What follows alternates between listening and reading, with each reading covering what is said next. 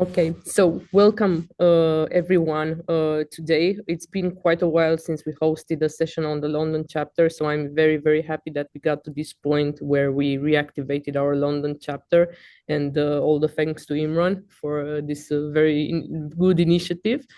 I encourage you to join the London community, even if you're not in London, but you are attending this session today, because as you can see, it's quite a high attendance chapter for EMEA, and it's clearly one of our most important chapters in the EMEA space. And we also have a lot planned this year for our UKI activity. So if you want to stay tuned with those events, both virtual and in person, please make sure to join the London chapter. Later on, I will share again the links to all the other chapter and also the chapter leaders in the UKI space, so you can connect directly also with the chapter leaders. So thank you very much for joining us today. This is like a reactivation, a new beginning for our chapter. I'm very happy about that. And I want to introduce now Imran, who is going to be hosting our session today. He's an AI solution architect with Tech Mahindra. And he's the reason we're here, and he gave us this opportunity. So I will let him make a short introduction, and then we will run a very short poll. Yeah, thank you, Christina. Hey, hi, everyone. Excited for this session today. So, guys, I work as a solution architect, an AI solution architect with Tech Mahindra. I have more than 14 years of experience. I am one of the early adopters of UiPath. I'm using UiPath since 2016, and I was recognized as an MVP in the year 2023. Okay, and I participated in a couple of hackathons, and I have won a couple of hackathons which was organized by UiPath. So I have a very good journey and very good experience, an amazing journey with UiPath. Thank you. Thank you very much, Imran. So now, because this is the first session we have actually generated from this chapter and started after almost 2 years, I will run a short poll just to get a few, let's say, ideas and a few kind of vibe from our community. So let me just see if I can run the poll now.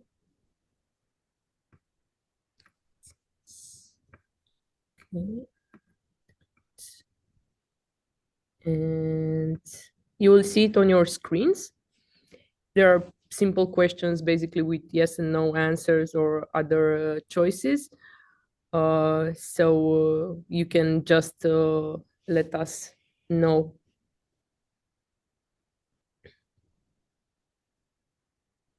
And I hope you can see it on screen. Can you see the poll on screen? Yes, you can, because you started answering.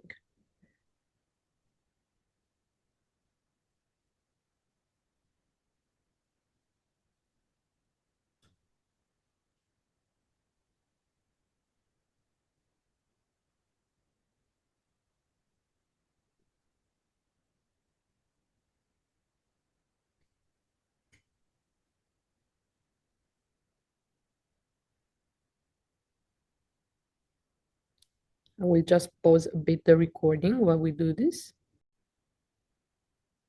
Good to go. Yeah.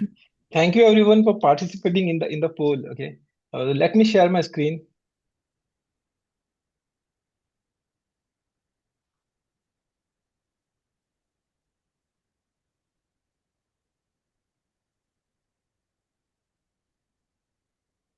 So I hope my screen is visible, right? Can someone confirm this? Confirm this? Yes. Yeah, it's Okay. visible. Okay, guys. So, guys, today's session, right, is on the Agentic Automation Associate certification. Okay. So I'm going to cover a couple of topics. I'm going to cover here a couple of topics which is important for you all to understand how to pass the certification. Okay. Along with this, we are also going to cover a few fundamental concepts that will help you to start your journey into agentic automation. Okay. So guys, myself, I'm an AI solution architect. I'm with UiPath, using UiPath since 2016. So guys, see, this session is 1 hour, okay? But if you go through the training on the academy, right? It's a very good training, guys. But again, the training is around 15 hours. So it's very difficult for me to complete everything within 1 hour. So I'm going to touch only the critical topics for the certification. And if you have any questions, right? So we are going to park last 5 to 10 minutes for the question answers. But for the questions, if you have in between which you cannot resist to ask, you can put it on the chat window. There are two people from my team. We have Gausalia and Amit Kumar. They will help you to answer the questions on the chat window. Okay. And you can also connect with me on the LinkedIn. Okay. If you have any further questions, if you need any assistance or guidance, right, you can connect with me on LinkedIn. And here is my LinkedIn scanner as well. So, guys, agenda again. This is published on the community page as well. But again, here we are going to see what is AI agents, agentic AI, and the agentic process automation. We are going to cover few scenarios. More than the theory, we are going to focus on the practical aspect as well. See, the goal of the session, right, is not to learn how to build agent. Okay, it's more to understand the fundamentals behind the agent, the core components around the agent. Okay. So it's a very detailed agenda is already there on the community. So I will quickly jump into my session. So guys, before we start, right? So let's start with the basics, okay? Because this will help me to establish the context for the session. This will help you to understand the further concepts as well, okay? So artificial intelligence, right? This is what we know, okay? It's a buzzword, okay? It's there since 1970, 1968 onwards, okay? So as a definition, right? It's a branch of computer science that helps to create an intelligent agent, okay? A system that can think, learn, act autonomously. Okay, but to make it simple, okay, it's a machine doing the task that needs a human intelligence. It's a simple definition, and we are using this in our day-to-day activity as well. A very good example here is Google Maps, right? Everyone uses Google Map, right? In the Google Map, there is a feature called as where we can select the fastest route automatically, right? It's a kind of artificial intelligence. Then we have machine learning. Okay. So again, machine learning is a subfield of artificial intelligence. So how it works is right. So it's learned based on data. Okay. So data is very crucial here. Okay. There are different types of machine learning. We are not going to touch that. Okay. But data is crucial. It can be in a lot of the recent Gen AI tools are based on internet data. Okay. So the data can be structured, unstructured. That's we work in our day-to-day job as well, right? In the building of automations bots. Correct. So again, a basic explanation of the machine learning over here is an AI that learn the patterns from the data to make predictions. So prediction is important over here. Okay, and these predictions can be a decision as well. Okay, we are going to see how it works in UiPath. A very good a day-to-day example for the machine learning is we all uses Netflix, we all uses YouTube, right? On the YouTube and the Netflix, we get some recommendation based on our past watch history, browsing history. That's a kind of machine learning. Now we have deep learning. Again, guys, don't get panic with these terms. Okay. So again, deep learning again is a subfield of machine learning. But the advantage of deep learning is right, is try to mimic the human brains. It uses a concept called as neural networks. Okay, we are not going to deep dive into that now. Okay, but it is inspired. This is inspired from the how the human brain works. Okay, so again, a very basic example of deep learning here is right. Everyone uses smartphone. We have a facial recognition feature, correct? That's the kind of deep learning. Okay. Gen AI, this is important for our session. Okay. Again, Gen AI is the subfield of the deep learning. Okay. Gen AI stands for generative AI. We all use ChatGPT nowadays. We use Grok. We use other Gemini as well, for example. So it generates the content, right? This content can be image, text, it can be audio, visuals, correct? So now again, how this generation of content works, correct? It based on some models. These are foundation models. Guys, the topic is not to understand the foundation models, okay, but to understand the technology we are going to use to build the agents. So again, foundation model have different types. Okay, we have vision model. This is helpful for image classification. We have diffusion model to generate high quality 3D images. We have audio and text model. This is for speech recognition. For example, if we use Siri and Alexa, right? Okay. Then we have multi-model model. Again, multimodal model is what ChatGPT, Gemini, everything, all the latest Gen AI tools uses. It's multimodal means text, image, audio, video. Okay. Then we have large language models, and this is where our agentic AI comes into picture. So our agentic AI, which we are going to see using UiPath, it uses the large language models. Okay. So let's go to the next slide. So again, before we go to the deep dive in the session, right? Let's understand the difference as well. We know what is RPA. It's a plain rule-based automation. It cannot think. Okay. It performs tasks like extracting the data from Excel, entering into CRM or SAPs of the world, and then integrating as well, right? Using connectors and different approaches. Correct. The limitation of RPA is it cannot think, and that limitation is overcome with the help of AI agents. Okay. So AI agents can plan, it can think, it can act, it can learn and adapt. Learning is important over here, guys. Okay. And adapting to the new changes. Okay. This will increase the autonomy of the AI agent.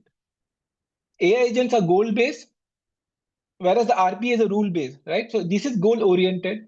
So in UiPath, we can create conversational agent or autonomous agent. We are going to see an example as well. So again, conversational agent is where you can frequently interact and ask questions to, right? Like using a chatbot, but it's not a traditional chatbot. It's a AI-enabled chatbot. Okay. Then we have autonomous agent. To make it simple, in RPA we use an unattended robot for without any human intervention. It can perform the end-to-end task. Autonomous agent is completely autonomous. Okay. So it does not. We can escalate to human when needed, and we are going to see that as well. Then what is agentic AI, guys? Okay, so again, agentic AI, it can reason. Reasoning means it's an ability of AI to make decisions. Okay, AI solves the problem. That solving a problem happens via reasoning. It's a thinking concept. It can decide, act, learn, and adapt. Agentic AI are more autonomous. These are full. We are providing full autonomy to the agent. Okay, how we do that? By enabling multiple agents working together. Okay, it's not a single agent. AI agents are single agent, right? It perform a specific task, but agentic AI is more complex. It solves the complex problem, complex task. It's an orchestration between multiple agents, human and other tools. Now, guys, please remember this, the agentic loop, three-stage agentic loop. This will be helpful from your examination point of view as well. Okay. So here we have perception. Perception means reading what? Reading the data, reading the instruction, reading the context. Reasoning is a thinking. Okay. This will help the agents to make decision, which tool to use, when to execute a tool, okay, when to escalate to a human. Then acting is where you are going to use the tool. Okay, this will perform the action. This acting can be the tool can be a RPA based workflow. It can be API connectors. It can be other agents as well. We will see that in the coming uh, time. So again, please remember, guys, agents do not replace the bot. So if the people from the RPA world are worried, your job is not going to be replaced. Okay, the agents are going to orchestrate the bots to perform action. Okay, so we have to upskill ourselves. Okay, so RPA will be there. It will work in orchestration with the agents. Now, this is important again from the certification point of view. Uh, uh, the types of agents which we have in UiPath ecosystem. So the system agents, these are the out-of-the-box models, out-of-the-box agents. Okay, a very good example here is autopilot and healing agent feature. So to today's session, we will see autopilot. In fact, we are going to use an autopilot to create an agent. And healing agent is see RPA bots are fragile, right? It fails if there is any change in the UI, right? It fails, right? So healing agent will enable the auto healing feature, making sure even there is a UI changes, selector changes, the bot execute the transaction. Okay, but that's not we are going to focus today. We will see the autopilot feature. Then we have UiPath built-in agent, UiPath built agents. Okay, these are low code built in UiPath and hosted inside UiPath. Okay, so again, guys, in UiPath we are going to use agent builder or agent designer, which is a part of Studio Web. So using the agent builder, we will build the agent. Okay, then we have UiPath coded agent. Give me a minute, guys. Then we have UiPath coded agents. Okay, This is like bringing your own agent or hosting your own agent. Okay. So for example, the UiPath, the ecosystem is beautiful. Okay. You can expose the entire UiPath SDKs to the outside world. Okay. If you're building an agent using Python or LangChain or any other tools, right? So again, you can expose UiPath libraries to those tools. Okay. You can trigger the UiPath agents, okay, from the outside world. You can trigger the UiPath robots, okay, as a tool as well. So it's beautiful. So again, coded agent is a feature added by UiPath a couple of months back, okay. And today's session we will focus more on the conversational and autonomous agent. Coded agent is not even is not part of the session, and from the certification as well, you don't have to be worried around coded agents, okay. And external agents, these are built outside UiPath and hosted outside UiPath.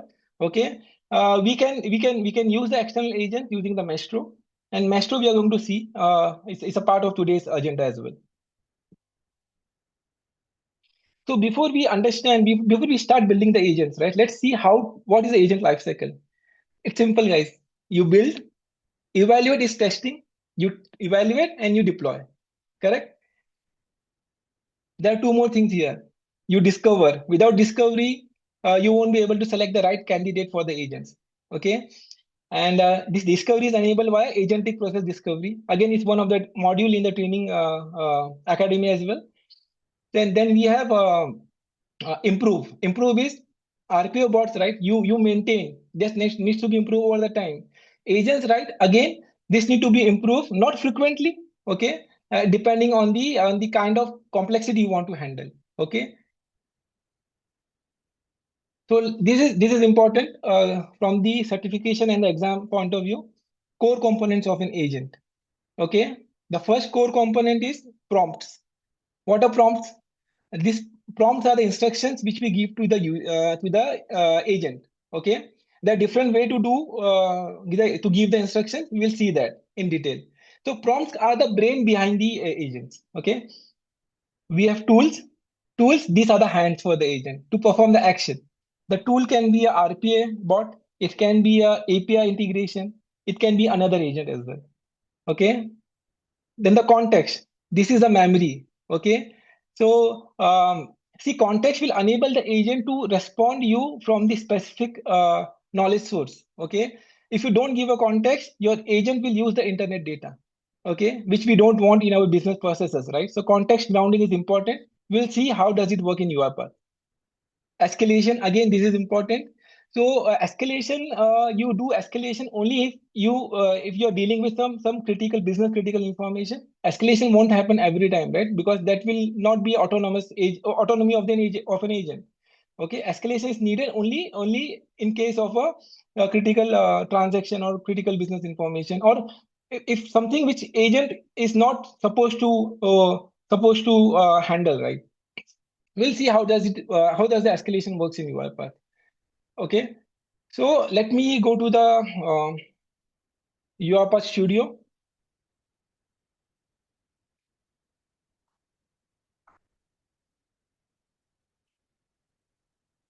So guys, I'm onto Automation Cloud. Okay, so from Automation Cloud, uh, you can open the studio. Okay,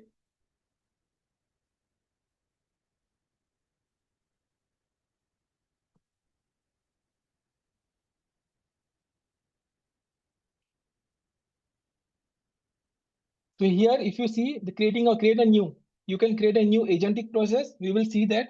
For now, we'll create an agent. Okay. Then you can create an RPA workflow. You can create an API workflow and app as well. Okay. So guys, this icons, right? Remember this. These icons are important from the examination point of view. There may be scenario-based questions. Okay, where it will ask you to differentiate which icon stands for the agent, which one for the RPA workflow.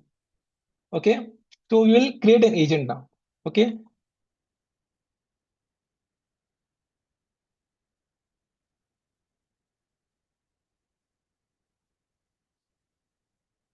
So again, if you see here, there are different types of agent: autonomous agent, okay, conversational agent, and coded agent. As discussed, conversational agent is more like a chatbot interaction. Okay, autonomous is giving the complete autonomy to the agent, end-to-end execution without human intervention.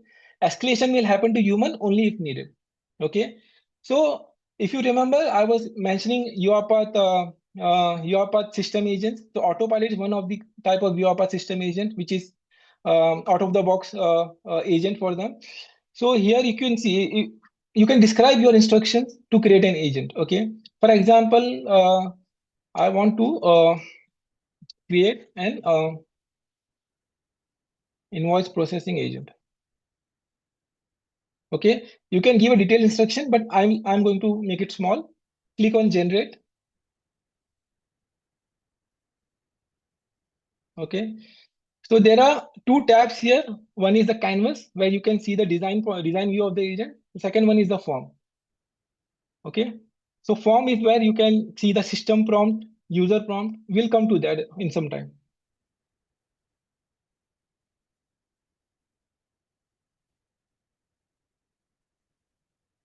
If you see, the autopilot is working on the agent generation.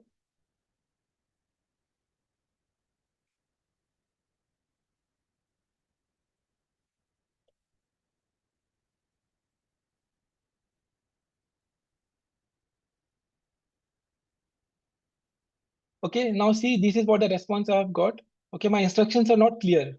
Okay, so what I can do, okay, it is giving me a suggestion. Okay, uh, if you see, my instruction was quite simple earlier, right? But now using the autopilot, my generation of my prompt, system prompts, even the user prompts will be much easier. Okay, so we'll see. There are a couple of parameters it follows. We'll see that in some time. Okay, so the difference between the prompt which I gave and the prompt generated by the autopilot is big enough, right? So this is how actual the prompt should look like. Okay, an AI assistant specialized in invoice processing. The primary function, 1, 2, 3, 4, 5 steps. This is chain of thoughts. We'll come to that again. Okay, then you should always strive for accuracy because it's an invoice processing use case, right? So if I accept the suggestion, right? So my prompt will be updated. Okay. Similarly, for user prompt, right? Okay. So here again, the autopilot is giving me a suggestion. Okay, for the user prompt. If you don't know how to write a prompt, guys, again, autopilot can be a very good uh, tool for you. It's your AI assistant. Okay. So again, here you can see, right? User prompt is where we pass the data at the real time. We'll see that. Okay. But again, you can see the prompt generated by the autopilot. If I clicked on accept the suggestion, right, my prompt will be updated, and we are passing this invoice data as a variable at runtime. We'll see that how to do that. What is the benefit of using that? Okay, now I'll go back to my presentation. Okay, I'm going to come back again here after explaining few concepts. So guys, if you have any questions, right, please wait for some time. I will come to the questions. But if you want to ask something, you can use the chat window. You can ask the questions. My team, Amit and Kausalya, will try to answer. Okay, now we have seen the core components of agent. Okay, now let's first, before we go further, right, let's understand the fundamentals. How does the large language model works? Okay, so prompt, right? Prompt gives the instructions, right, to the agent, correct? And that instructions are passed to the large language models. We'll see what type of models is supported by UiPath. Okay, but again, how does the large language model works, right? It's like it break see whatever instructions you give to a prompt, right, it break your instruction into small pieces of tokens, which is tokens are words. It can be a character, it can be a combination of words as well. Okay, this is called as tokenization. This is the reading step. Okay, embedding is where the tokens are converted into numbers. So team, see, machine does not understand the text, it always works with the numbers, right? So again, with the large language models, right? So whatever tokens whatever instructions we give to the LLM, right, it convert that into a number, a numerical representation called as vector. So vector is like a database, okay, for the large language models, but it's not like a traditional database. Okay, in traditional database, it's a table and tabular format, right? We have columns, rows. Okay, but here we have vectors where we have a matrix concept. Okay, it uses the key, value, and query pair concepts. Okay, so instead of storing the actual values, right, it will store the context and the meaning. We call it as a semantic. So this word is important. Semantic. You should know the meaning of semantic. Okay, that's important from the examination point of view as well. So semantic means it's instead of going with the exact value, it will go with the context and the meaning of that particular token or the word. Okay, and this process is called as embedding. Then the prediction. This is the end goal of any AI model. See, guys, even the Chat GPT, Gemini, or Grok, how it works, right? It works on the concept of prediction, predicting the next token. Okay, it's like an autocomplete feature. Okay, so again, prediction is important. This is the thinking ability of your agent. Okay, now again, uh, so though LLMs don't retrieve the facts, right? They perform they perform on the basis of autocomplete concepts. Okay. So again, they are trained on billions of parameters. There are large training involved. Okay, large language models. Large means large training. They are pre-trained model on large data sets. Okay. Large parameters. Parameters are the memory and these are the memory for the models. Okay, so I think GPT, the recent version, latest version, is supporting around billions of parameters, right? So parameters is what enable the thinking ability of your model. Okay. Now let me show you in UiPath again. Going back to the studio, right? Agent builder. We'll see what type of models does the UiPath support. Again, on the agent builder, here if you see there is a settings icon. Okay, this is you can click on this. Over here, you can see the models. Okay, so at present, it's supporting the models from the Anthropic Cloud. Okay, different versions. Okay, it supports Gemini. Okay, it supports different version of the Gemini. Then GPT 4.1, 4.1 Mini, 4.0.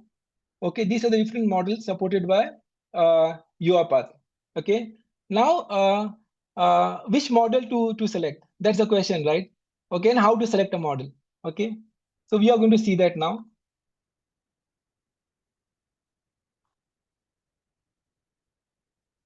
So model selection, right? So it depends on different parameters. Okay, so if your agent, you need to work on the accuracy. If you have to make sure the accuracy is high priority for you, then you select the model which can produce an accurate results. Okay, this is useful in case of financial transaction, right? You cannot take a risk with the numbers. Okay, so over there, accuracy is important. Speed is important in the case of conversational agents, right? Where you have to build a HR assistant agent, for example, where you need to respond to the employee query as early as possible. Correct? As a customer support agent, for example, where you have to respond to the customer queries as early as possible. So speed is important over there. Creativity, okay, okay, the type of output you want to generate, okay, the style and the tone and the format, that is important. Okay, then the cost. So again, it's an example, 1 million per token. Okay, so cost is critical. Okay, cost is dependent on the context window. Okay, the context window is how many tokens the agent a particular LLM can respond in per request. Okay, so it is like how much history. It's like a memory, right? How much memory it can hold. Okay, then deployment. Again, if you want to if you're working on a if you want to make a private deployment kind of setup. Okay, so over there the deployment will come into picture. Okay, so again, depending on the type or objective you have to achieve, the goal you have to achieve, right? You have to select the model. Okay, so these model selection parameters are important from the examination point of view. Accuracy, speed, creativity, cost, context window, and deployment. There will be scenario based questions around this. Okay, now, guys, this is what we have already discussed. I don't want to cover again. Embedding, an example of embedding is a GPS coordinate, okay, on the Google Maps, correct? Okay, so embedding works with the with indexes. We are going to see that. Okay, how does the context, how does the indexes works in UiPath? Then we also have seen the vector representation. Okay, so again, as I said earlier, it's a query key and give me a minute, guys. It's a query key and value kind of concept. It's a matrix format, okay? And it works on the semantic search, okay? So instead of finding the information with the exact value, it will go with the meaning. Okay, that's the advantage we have here. So there are some limitations in LLM. Okay, so the first limitation is biasness. Okay, so LLM can be biased. For example, if you have built an agent, okay, in UiPath, and it's not it's being a gender bias or racial bias throwing the answers or performing the actions as per the economic status, depending on your business case, right? So it's not a fault of UiPath. It's LLM limitation. Okay, so gender bias example can be you're creating an agent for the for the evaluation of the resumes, right? For the HR for the recruitment agency, right? Over there, depending on the job specification, right? It may sometimes give you gender specific profiles only. Okay, so that's not a limitation of the UiPath. It's a limitation of LLM, and it's overall it's same across all the tools. Okay, then there is a LLMs can hallucinate. Hallucination means you ask something and it gives you some very unpredictable answer. Okay, which is not related at all. Okay, there is a knowledge cutoff date to the LLM. So LLMs don't have the real time information. These are the basic limitation, and this is important for you to understand from the examination point of view as well. Now, how to overcome this limitation? There's a way, guys. Okay, there are techniques to overcome the limitation, and it works with context grounding. Okay, again, context grounding is providing the information to the agent. Okay, a knowledge source to the agent to make your agent instead of looking for the internet data, it will give the answers or respond to your queries on the specific documents you have provided as a knowledge source. Okay, a very good example here can be you've created an agent to help the employee to answer the queries related to the company policy or a leave policy, right? So again, you can upload those policy documents to the context grounding. We'll see that how to do that in UiPath, and then your agent will always retrieve the information, look into the policy documents, and give you the specific answers. Okay, then retrieval augmented generation. So guys, this is a technique. Okay, it's not a feature or any kind of functionality available. It's a technique which is used by context grounding. Okay, so retrieval augmented generation means retrieving the information from the knowledge source. Okay, augmenting means once you retrieve the information, right? So there is a big process behind it, guys. So it works with embedding tokens. It convert your retrieved information into vector representation. Okay, even with the knowledge sources you're passing, right? It's a plain text for us, but for the LLMs, right? It converts that into a token in background. Okay, it converts that into a vector databases. Okay, it don't actually store the exact information. It will go with the semantic search. It will store the meaning and the context in the database of entire knowledge source. Okay, so augmenting means retrieving the information, passing it to the LLM. Okay, and generation is generating the output, the actual prediction, the actual decision making of the agent. Then we have prompt engineering. So give me, guys, let me use a pointer.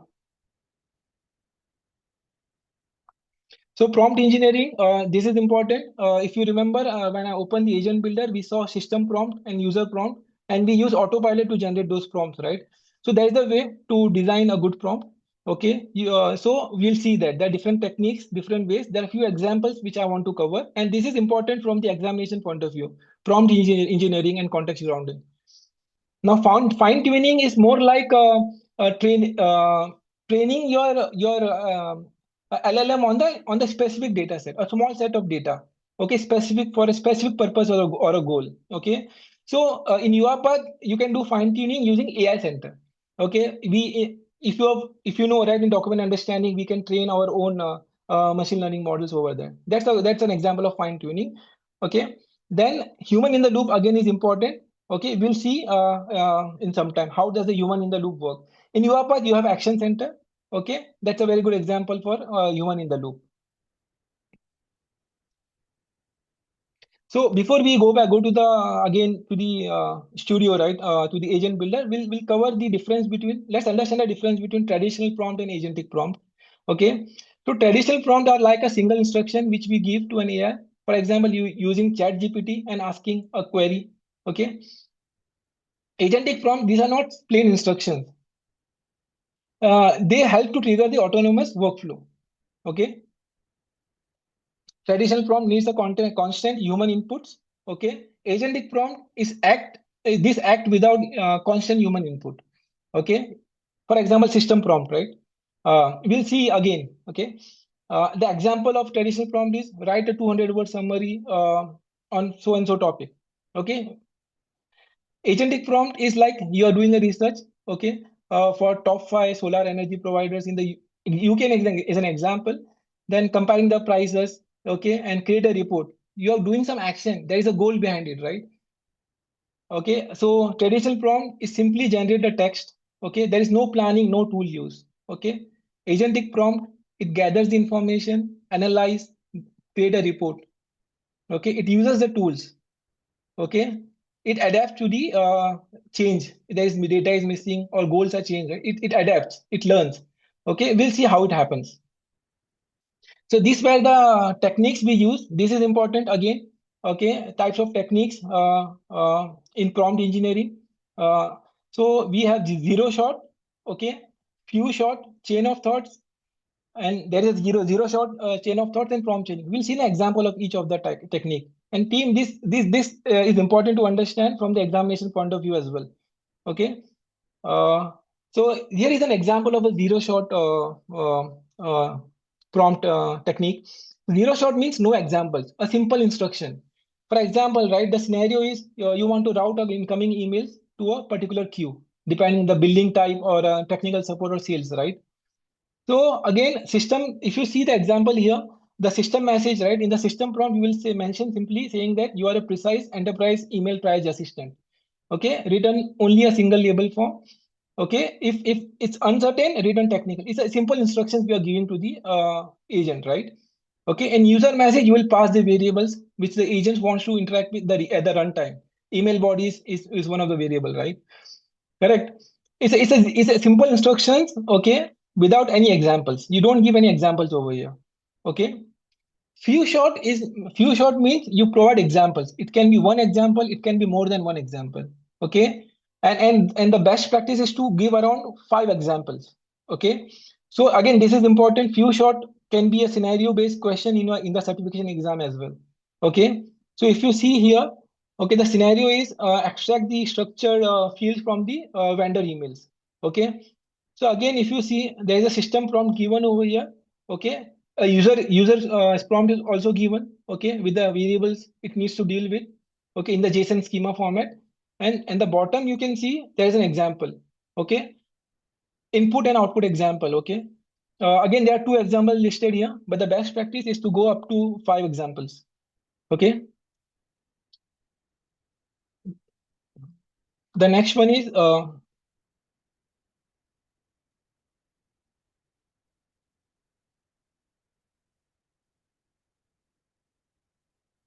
the next one is chain of thought. Okay, so chain of thought means you are breaking down the task into step-by-step process. Okay, it's not a simple instructions. Okay, you break down the process into different steps as well. It's like creating an activity. Okay, list of activities. For example, here you can see uh, the scenario is to extract the structured fields from the vendor emails. Okay, and the prompt says, okay, prompt says you diagnose RPA job failures and provide short numbered summary, a final root cause hypothesis, and 2 to 3 actionable steps. Okay, we are breaking down the steps, right? Okay, this is how the chain of thought works. Okay, how to perform the action, right? Okay, it gives the thinking ability to the agent.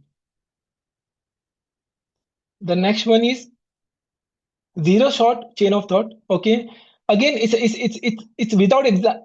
So again, here what you're doing, right? You're giving the instructions without giving much detail, without giving the internal details. Okay, you're keeping it short. Okay, for example, here you can see you prioritize the support tickets. Okay, return a priority. okay, and do not include hidden reasoning traces. Okay, so again, there's a difference between chain of thoughts and zero shot chain of thoughts. Here you don't give it, you explain, you give a detailed instruction, but it's not a breaking down the steps into logical flow. The next one is prompt chaining, guys. Again, this is not this is a technique. Here, what you do, right? You give output of one prompt as an input to the other prompt. For example, if you see this flow, okay, we are reading the input email. Then there is a prompt to classify the email, right? Then the agent will give an output. Okay. Then that output will be used by the next prompt to extract the invoice data. Okay, so this is my second prompt. Then again, the output of a second prompt will be given as an input to my third prompt, which will draft the reply. Okay, so this is how the prompt chaining works. Okay, the input of one prompt is the output of one prompt is served as an input to the other prompt. Award ceremony kwa sababu tunaita kelele kwa nini leo tunaongana naye bwana CEO Daktari Peter Ndegwa. Okay, now let's go back to the uh, agent builder. Okay, so again, this slide over here, right, we will see directly on the agent builder.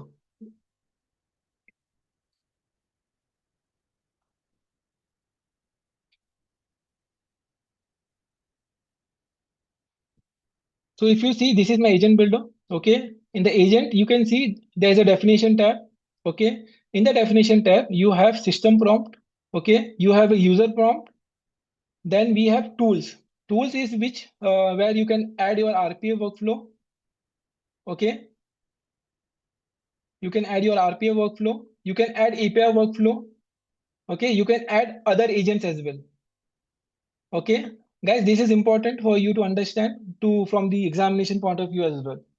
Okay, now again, when you work with then we have context. Okay, so context, again, as I said earlier, context is to give the knowledge source or the information to the agent. Okay, instead of using the internet data, your agent will respond you from the particular knowledge source. Okay, so again, how to add a context? Click on add context. Okay, so you can create a new.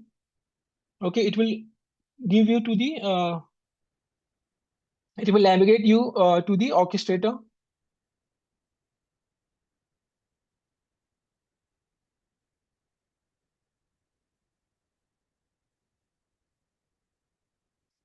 So here, right, okay, you can give a name. Okay, so here we are creating an index. Okay, so context grounding, remember, always remember, guys, the context grounding works best with the indexes. Okay, and we can create up to 10 indexes per tenant. Okay, and this is one of the scenario based question you may be asked during the certification exam. Okay, so again, you can create an index here. Okay, you can select the folder from the orchestrator where you want to have this index, right? And then again, there are two type of data source you can select. One is storage bucket. Storage bucket is what? Internal to orchestrator. Okay, let me show you an example.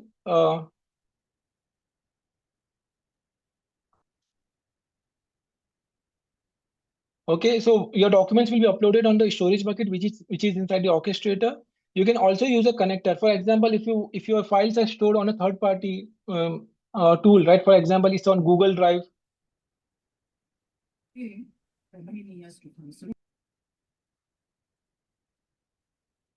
For example, your documents are stored on a Dropbox, maybe on a Google Drive, on a Microsoft SharePoint or OneDrive. You can use connector in that case. Okay, you will use storage bucket only if you want your document should be available on the orchestrator. Okay, if you want a third party, maybe Google Drive or SharePoint, you can use a connector. Again, this is important from the examination point of view as well. Okay, and then if I show an example here on the orchestrator.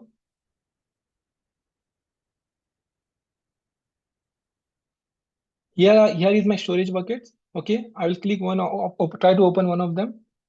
Here I have 3 documents uploaded. Okay, policy documents. Okay, Excel to Excel file.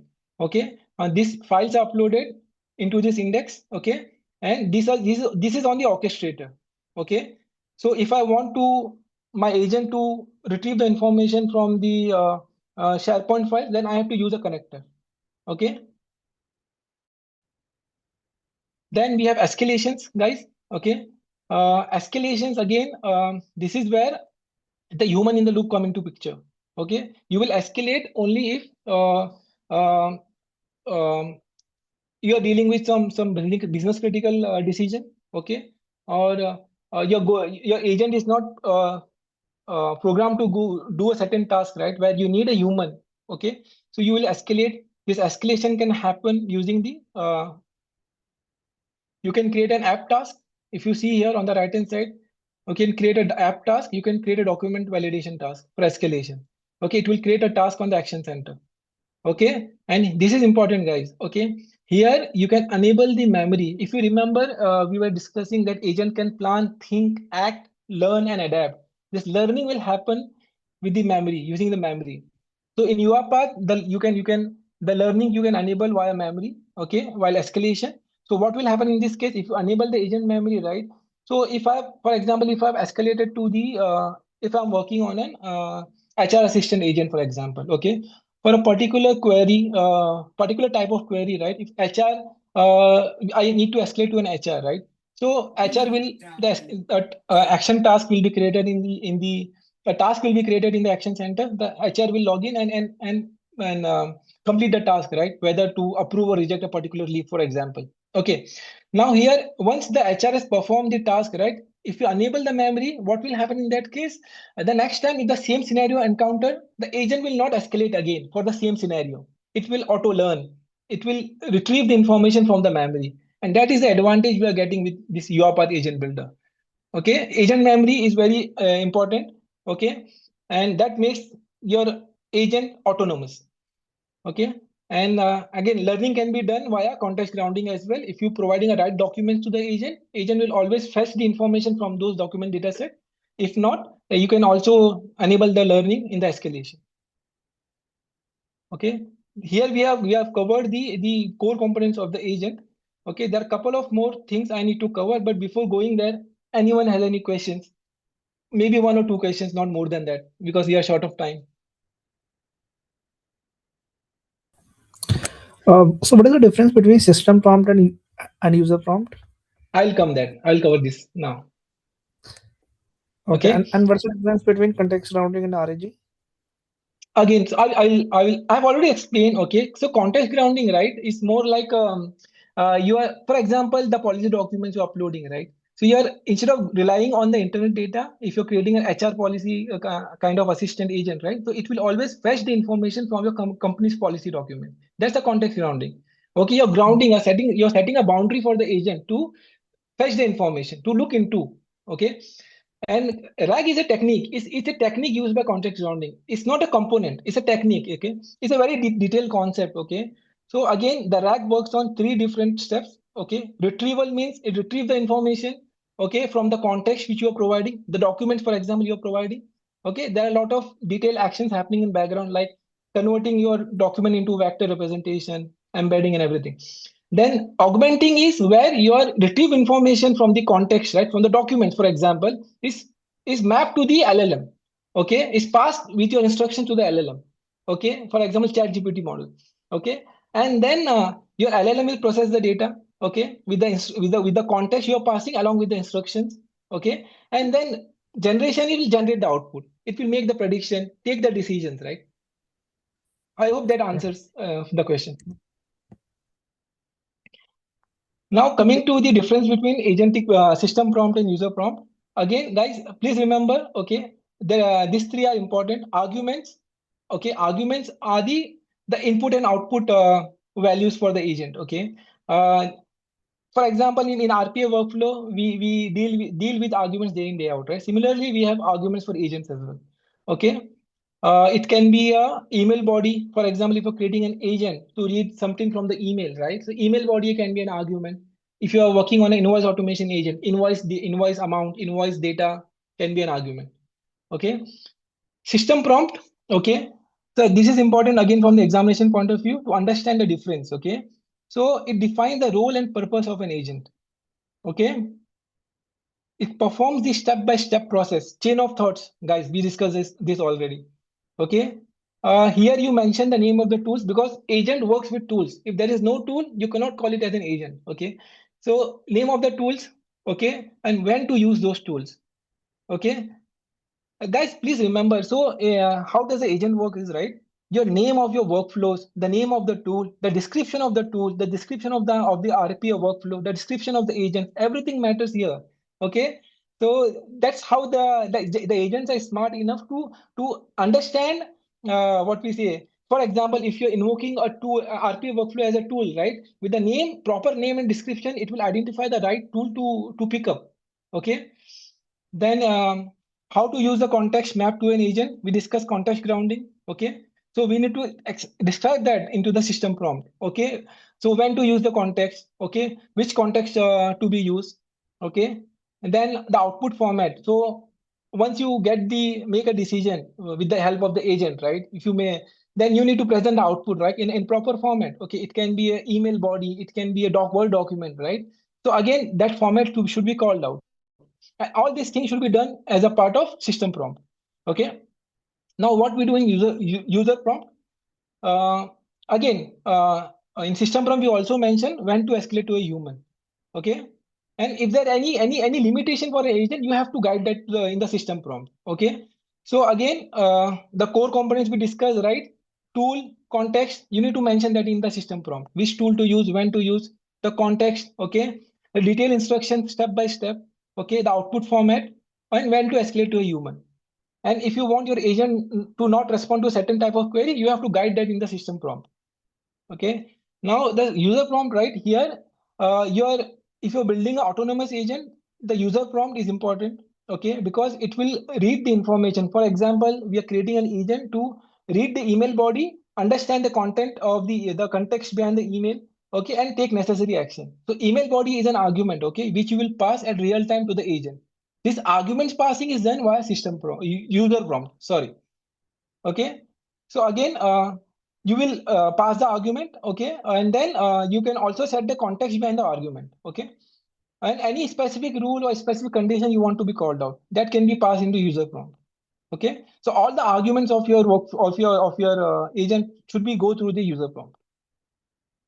Okay. For example, right, email from a customer regarding the refund request. Email body is an argument which you're passing to the user prompt.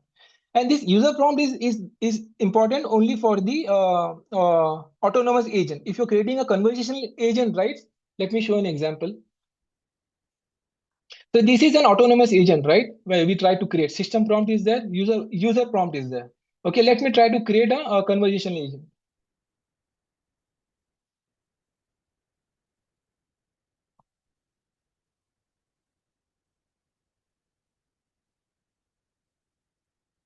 So in a conversational agent, there is no user prompt. The reason is simple, guys, because conversational agents like a chatbot, chat interaction, where we constantly ask the input from the user, right? Okay, so you're taking the information from the user at the runtime directly, correct? So let me show an example here.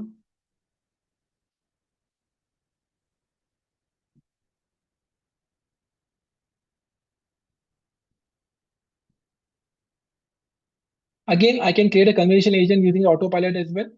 Okay. So, Imran, as you're explaining your example, can you also differentiate what are the steps involved in agent automation and human handled automation? Like, user, like we receive inputs from user, or manual inputs we pass, or else like we put some what is that, conditions to stop that particular step or to I'll show an end the example as well. task. Yeah. Yeah, I'll try to show that.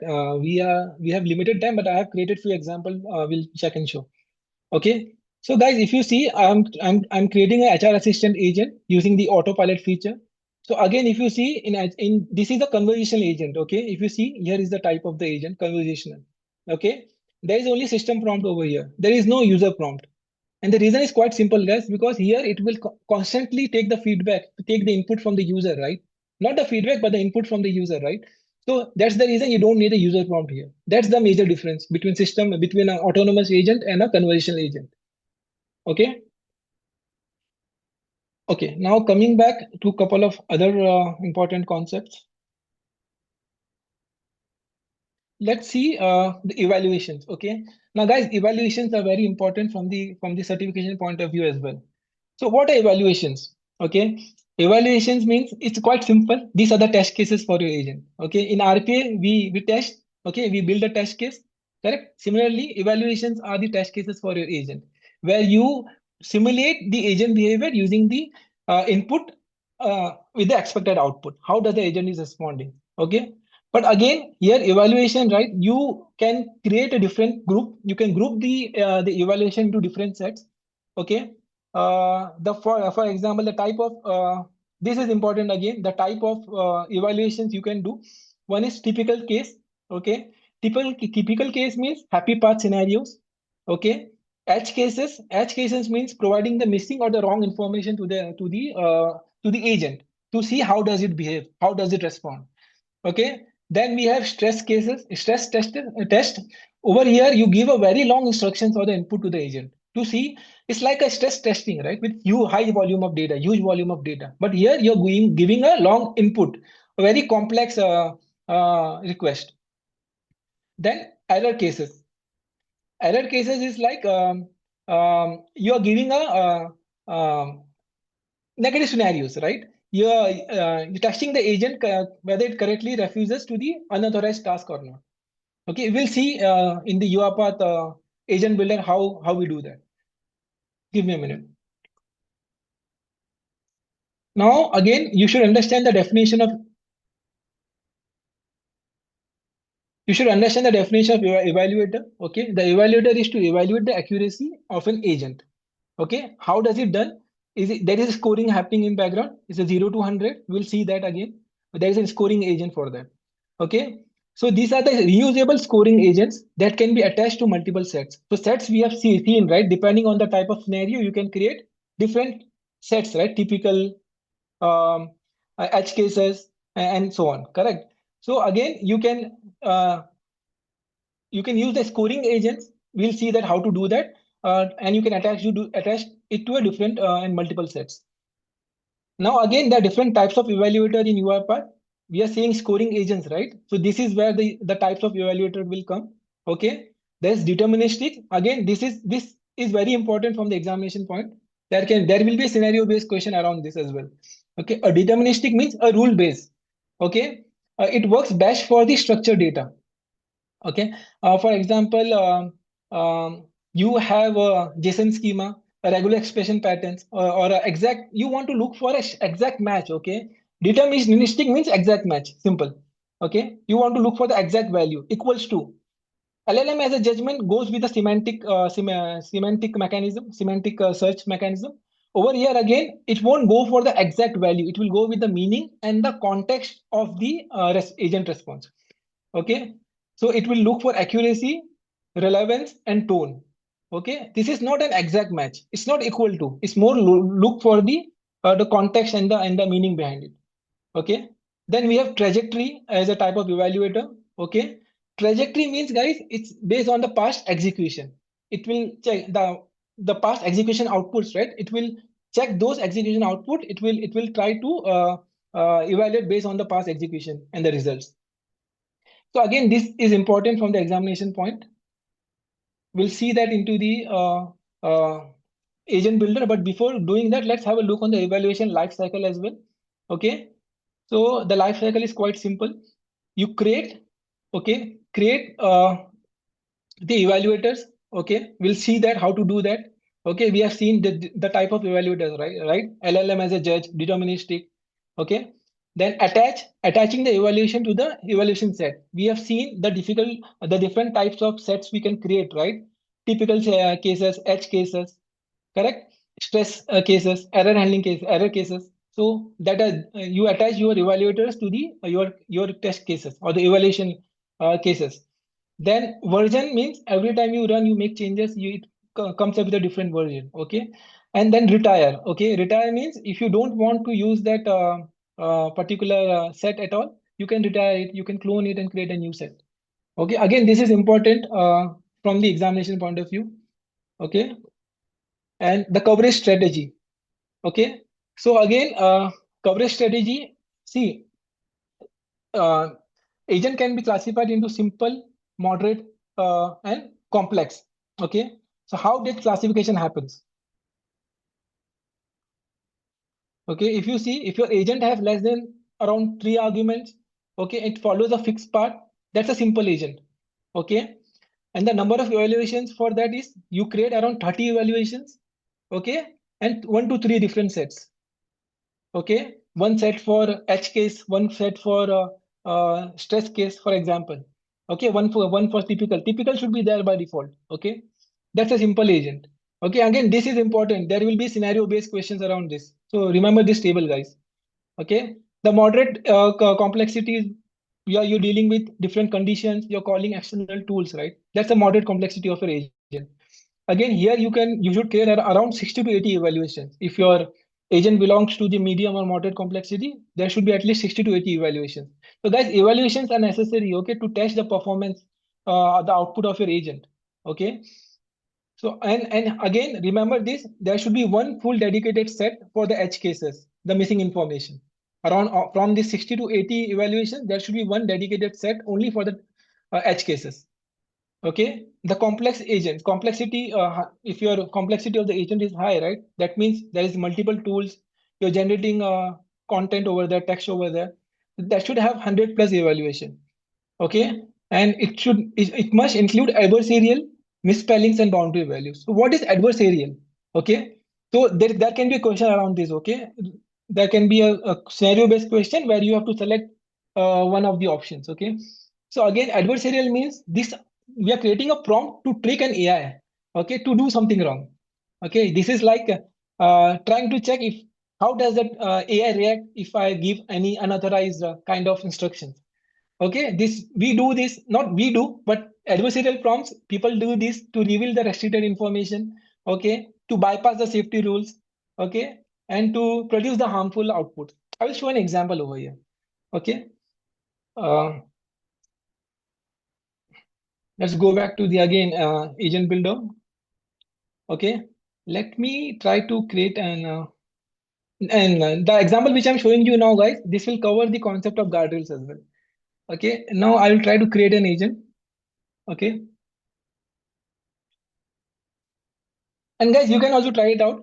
You can, if you have the automation cloud access, you can register using your personal email ID or even your company's organization's email ID.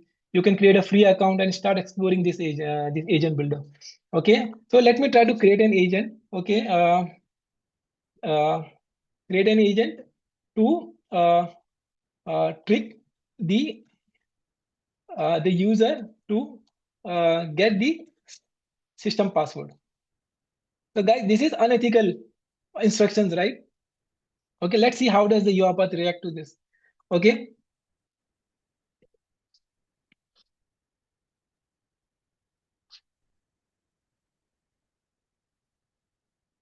See, if you see the response, I cannot assist in creating an agent designed to trick users or obtain sensitive information like system passwords. This is where your guardrails will kick in, guys. This is the responsible AI. Okay, and this is the beauty of UiPath. Okay, so again, guardrails can be done. Again, this is important from the examination point of view. Guardrails can be done at 3 levels. One is one is the agent level. Okay, let me show an example. Okay.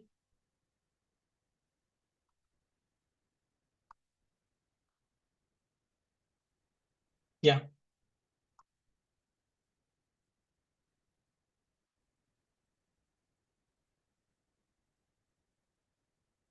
Let me open another example.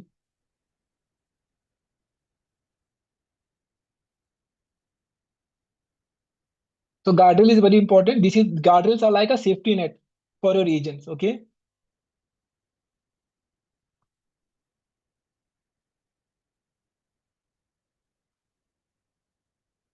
If you see here, my agent is loading. Okay, give me a minute.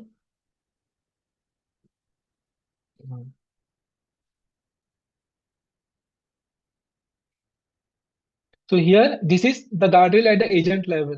Okay. If you remember, when I tried to create an agent to trick the users to get the system password, it didn't allow me to do that. That's an agent level guardrail. Okay. So here you can see. Okay. Again, here the agent guardrail can be at agent level, it can be at LLM level. Okay, the LLM means the chat GPT, Anthropic, and the models you're trying to call, right? This one. Okay, LLM level, it can be at the tool level as well. Okay, so at the agent level and LLM level, you have PII detection and prompt injection. Please remember this. This will help. This can be a question on the during the exam as well. Okay, so PII detection is personal information, right? Personal identifiable information, correct? So for example, here I have created an agent for the appointment scheduler. It's an appointment scheduler agent. Okay, if you complete the academy training, right, you will get this example over there. Okay, and guys, please go through the academy training as well. Okay, that will enable you to with a lot of skills to build the agent. So again,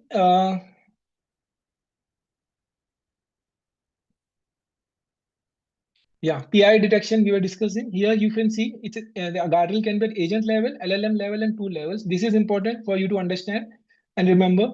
Okay, here if you see the appointment scheduler agent, we have email address, uh, email ID, and address in the sense this is what the agent was supposed to pick the information from the email body. Okay, you can select multiple options here. You can select what other type of guardrails you want to check. Do you want to check the set the guardrails on the date, on the phone number, okay, on the credit card number, okay, on the IBAN number, SWIFT code. You can select different options available on the IP address as well. Okay, this is important, guys. And again, if you see here, what actions you want to take, okay, for that particular guardrail. Do you want to just mark it, log this information, okay, or else you want to block, okay, or else you want to escalate to a human. Okay, so again, this is very important. Please, whenever you build an agent, right, if you are most of us work on a customer data, we build a business, we'll try to automate a business process. So over there, the guardrails will be very important for you guys. Okay, so again, let me show you the guardrail at the tool level as well. An example, if I go to my tool here, okay, if you see here, there's a guardrail. So here, right, by default, PII detection is there. But again, you can create your own custom guardrail as well on the tool. Okay, so custom guardrail creation is again you can do at the tool level. You can define your own custom what we say custom settings for the this one. When to check whether the check should be the safety net check should be done before the pre-execution of the tool. It should be done after the execution, or it should be done both the time. Okay, and again, the action you want to take, right? Whether you want to block, escalate, you want to just log the information, how you want to deal that for the tool. Because tool is what perform the actions, right? It can be RPA workflow, it can be API connections, right? It can be another agent as well. So that's why the guardrail for the tool level is important. And this is important from the examination point of view. Let me quickly go to the next topic.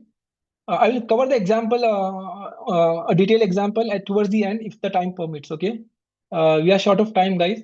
So again, prompt optimization and agent health core is important.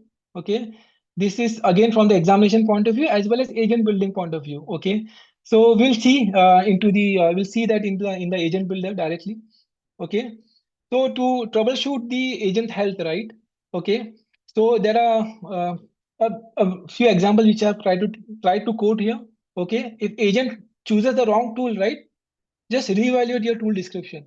As I told earlier, right, the name of the tool, the name of the description is very important because agent go with semantic search. Okay, it don't check for the exact value match. It goes for the semantic meaning and the context.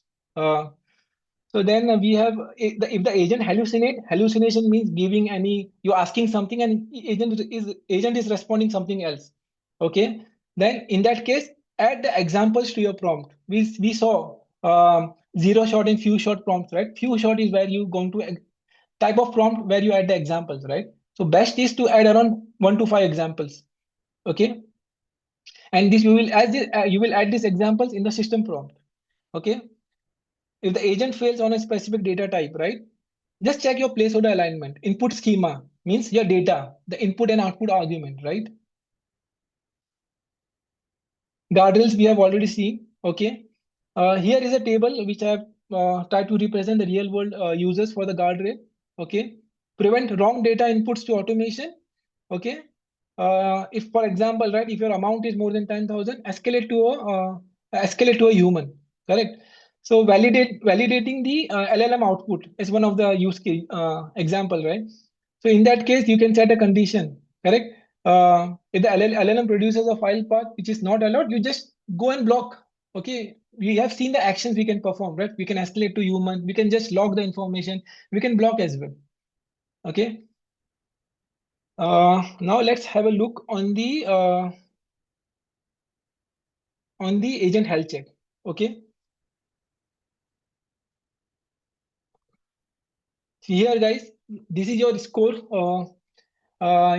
This will determine how good your prompts are, how good your tools are, your input schema, and the evaluation. Okay, we'll see one by one in detail. Okay. So if you hover onto the score number, right? Okay. So if you can see there is a weighted score calculation. Okay, you can go through that in detail once you log into the agent builder. We'll try to see the prompt score. Okay, for now, for this agent, right, appointment scheduling agent, the prompt score is around 80. Okay, so it goes with, it checks for the clarity. Okay, your prompt is clear or not. Okay, it provided a detailed description of the task or not.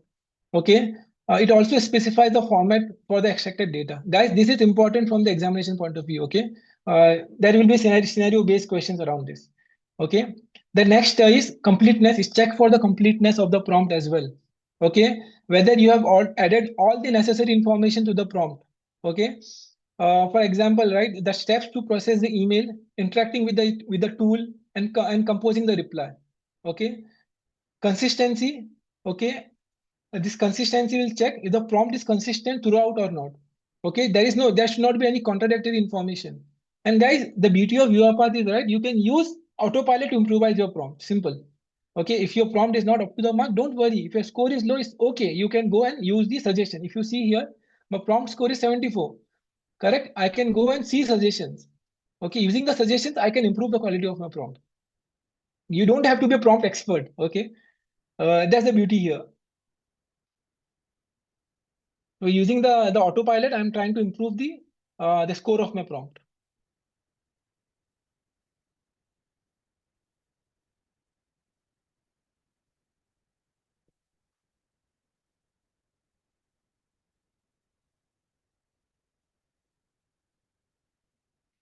See here, the suggestions it's giving me to add demo. Demos means add the example. Okay, I will click on review suggestions. If you see here, my prompt is here. You can see the autopilot is automatically trying to insert the the uh, the suggestions inside the prompt. Okay, it's asking more for me to accept the suggestion. If I click on accept, my prompt will be updated.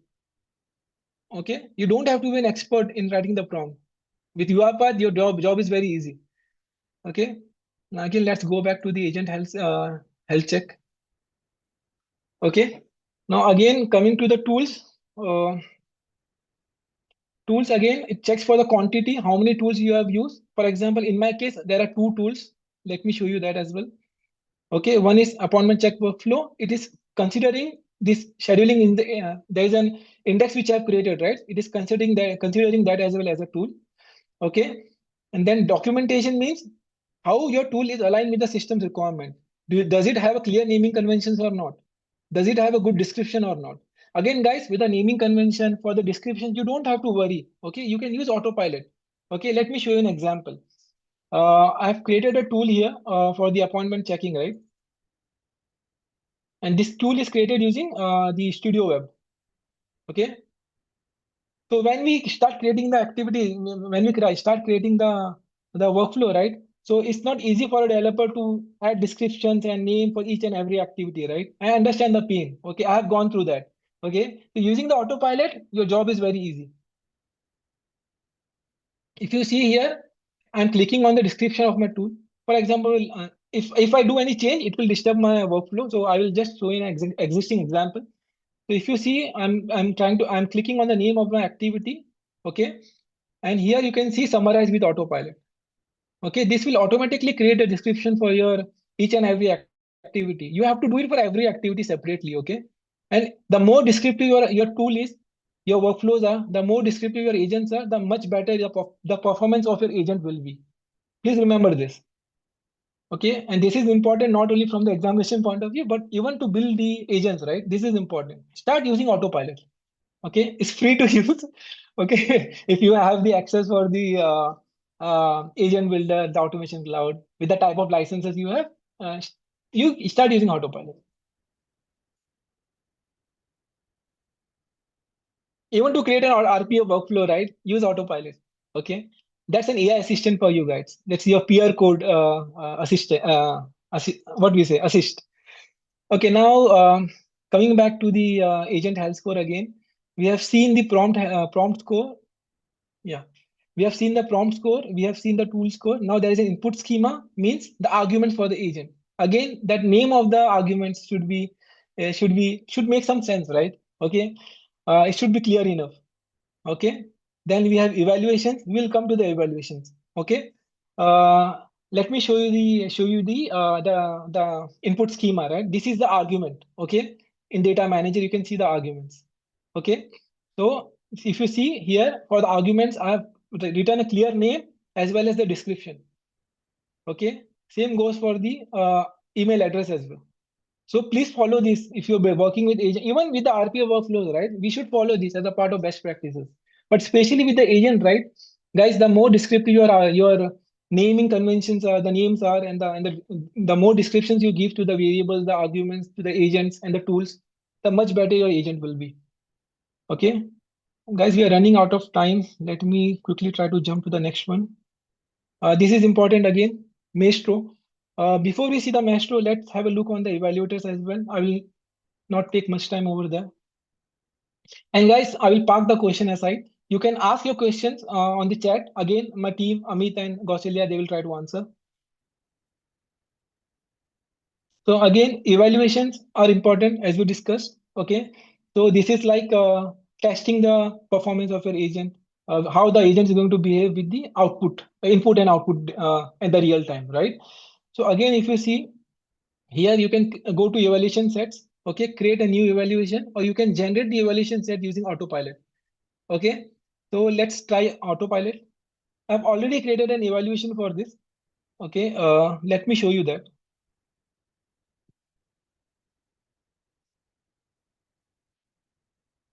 Okay.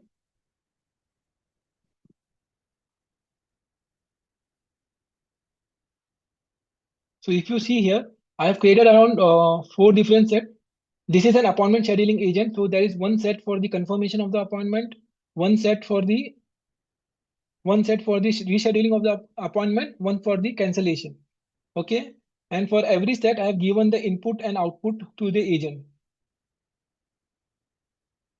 Okay, so input is an email body.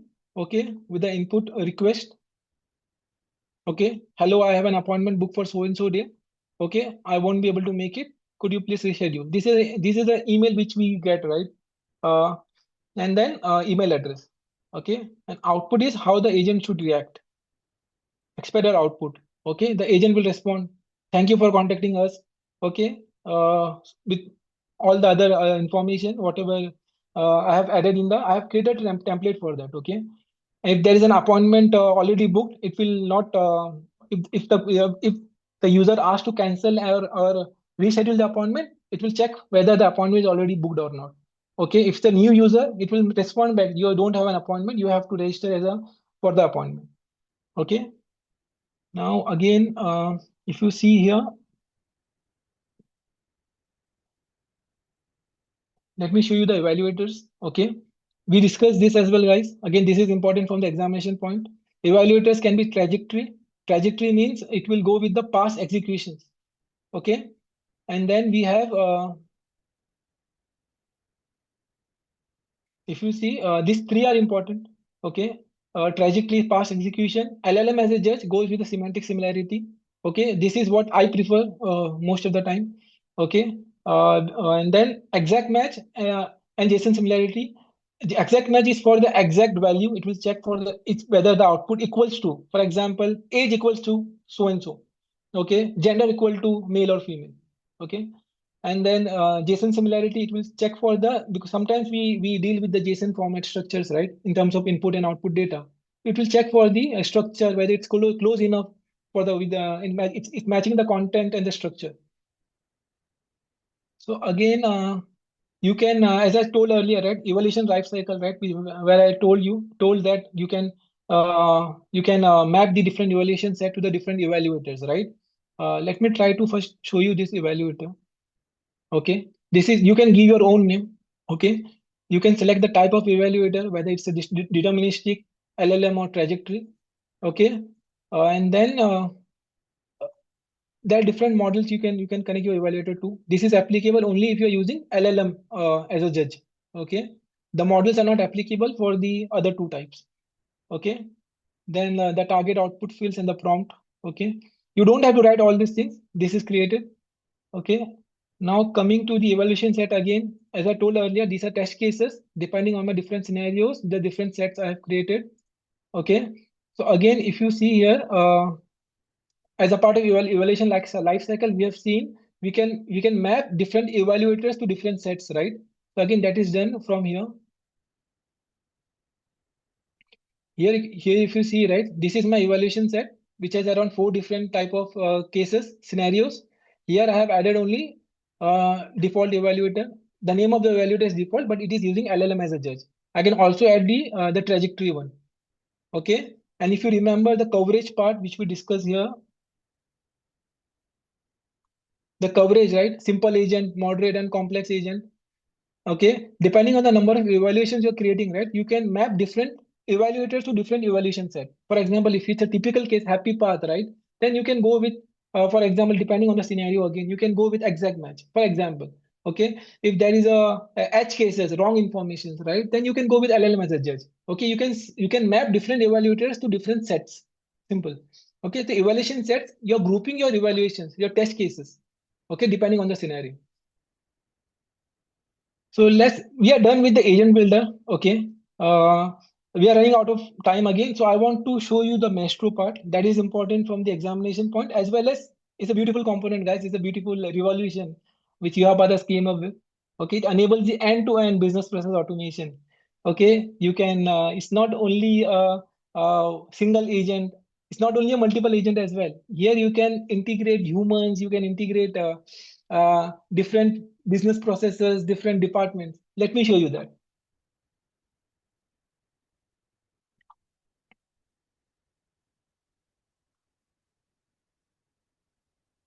Okay, so again, Maestro is for the agentic process automation. Okay, we are doing robotic process automation. Okay, now it's changing, the world is changing. We have to move into agentic era. Okay, so Maestro enable the agentic process automation using the orchestration engine. Okay, the Maestro is an orchestration engine. Okay, it enables the handshake between the human agent and the automation workflow. Here we are establishing a collaboration between the human agents and automation workflow. Okay, so it follows 4 steps. These 4 steps are important for you to understand how does the Maestro works, as well as this can be a question in the exam as well. Okay, so it starts with modeling. Modeling means designing the process using BPMN concepts. So as a BA, right, when we work on automation process, the BA they model the process using Visio, right? They create the as flow, right? Correct. That is modeling, and we can do that using Maestro. Okay, implement is the place where you will connect your agents. Okay, I'll show you that. It's a very beautiful thing to see. Okay, so as if process are static, right? But using Maestro, if you create an as if process, you can map your agent and the robots to the processor. You can make it dynamic. Okay, then we have monitor is necessary to track the execution. Okay, right? Even for the RPA words, we monitor through orchestrators, the logs, UiPath insights, right? Similarly, Maestro has a very good monitoring mechanism. Okay, optimize, you keep on refining and optimizing, right? The performance, depending on the performance and the output. Okay, why this is a must know? Okay, first, it's not about AI, guys, it's about business logic. Okay, human in the loop, wherever escalations are managed, right? We can manage the escalation at the process level. At the agent level, we have already seen, but here using Maestro, we can manage the escalations at the process level. Okay. End-to-end view. It provides you you can build a solution that work across the organization, different departments. You can automate a complete supply chain. Okay. Let's see an example of Maestro. Again, to launch a Maestro, go to again UiPath Automation Cloud. Okay. Here, if you see, there is a Maestro already tab available. You click on this.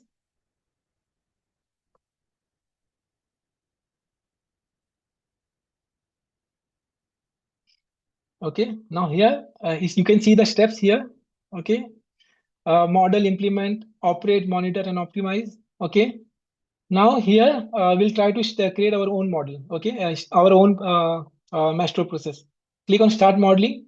Again, you can use Autopilot to do this. Okay. That's the beauty of UiPath. Okay. Let me show an example.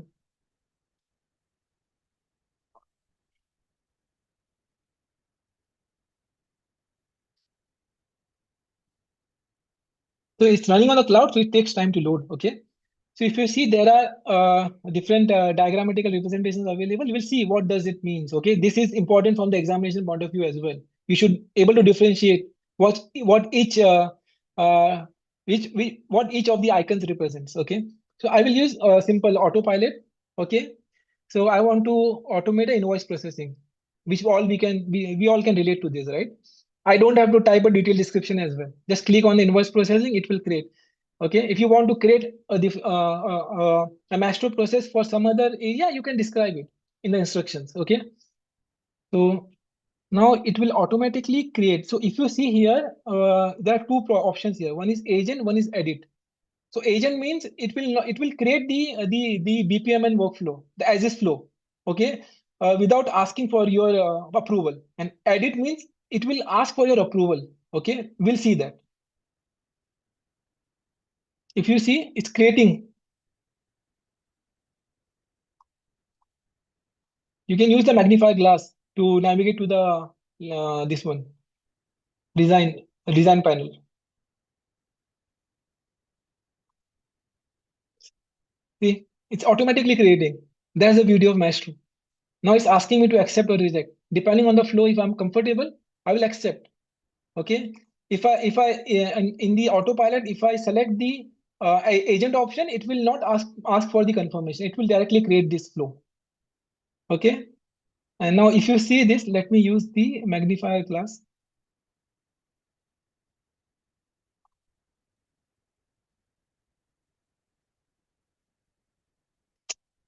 Sorry, guys. Yeah. Yeah. If you see this,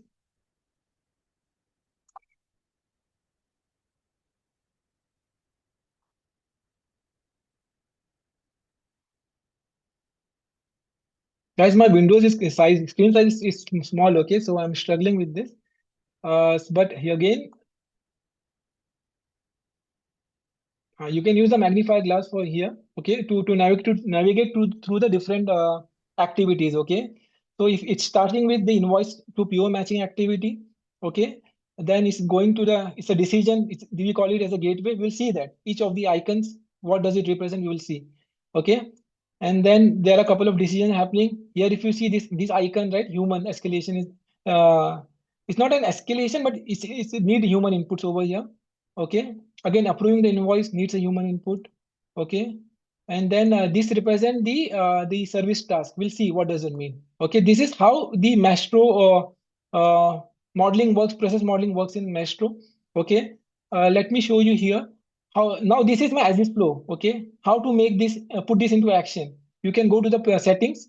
Okay, for every flow, for example, for invoice to PO matching, if you have an agent or a RPA workflow available, you can come here. Okay, you can select the action. Okay, for example, start for the RPA workflow. Okay, you can select the RPA workflow which is deployed on the orchestrator. Okay, you're converting your static flows to a dynamic using Maestro. Okay, now again, same goes for the human escalation. Okay, if you want to go with an action app task, you can select from the action. These actions are important, guys. Just go through this. Okay, this will help you to understand the Maestro, how does it work, as well as the examination point of view. So here you can start and wait for our RPA workflow. You can create an action app task. You can trigger the agent. Okay, you can trigger an API workflow you can start another Maestro process, agentic process. Okay, there are different options available. Okay, what you want to do. Okay, for example, if I selected an action app task, right, your it should be deployed on the orchestrator, right? Then only you can select it from here. Then there is one more thing which I want to show. BPMN.uipath.com. Okay, so Maestro, which we have seen, is from the automation cloud, right? Here we are able to map this each and every task to a particular action, right? Whether it's an RPA based action, agentic based action, human escalations, right? But for the BAs, right, it's difficult. Okay, so in UiPath has a separate modeling tool. Again, it's using this modeling tool, the BAs can create the as-is flow. Okay, these are static flows. Okay, and then once the flow is created from here, then you can import this flow to the Maestro as well. Okay, as a developer, because developers build the for example, if you remember the step model, implement. So implementation is done by the developers. BAs will do the modeling part. BAs will do the optimization part, but the implementation is done by the developers. Okay. So for the BA, this is very useful to. This is like if people knows how to use Visio. Okay, if they are good in creating the process flows, they should be able to catch up to this as well.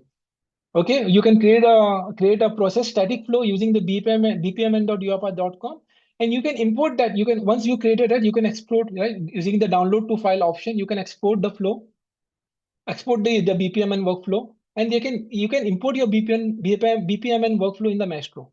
Okay, that's the advantage you're getting here. That's the beauty here. Okay, so BAs can work on different process creation, as is process creation, and developer can focus on the uh, implementation part. Now let's have a look on what this notation means, right? Okay, uh, let's go back to the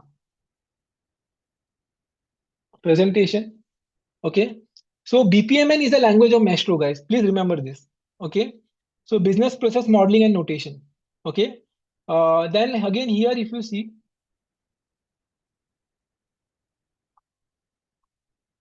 events. Okay, these are circles. Okay, let me exit this slideshow mode. I will.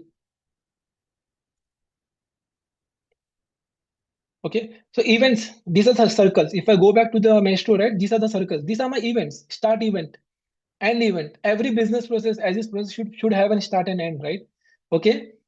So again, here there are three type of events here: start, end, and intermediate. This is important again. Intermediate means, for example, if you want to start a process, depending on the new email receive or maybe a new SMS receive. There are two different ways to initiate the process, right?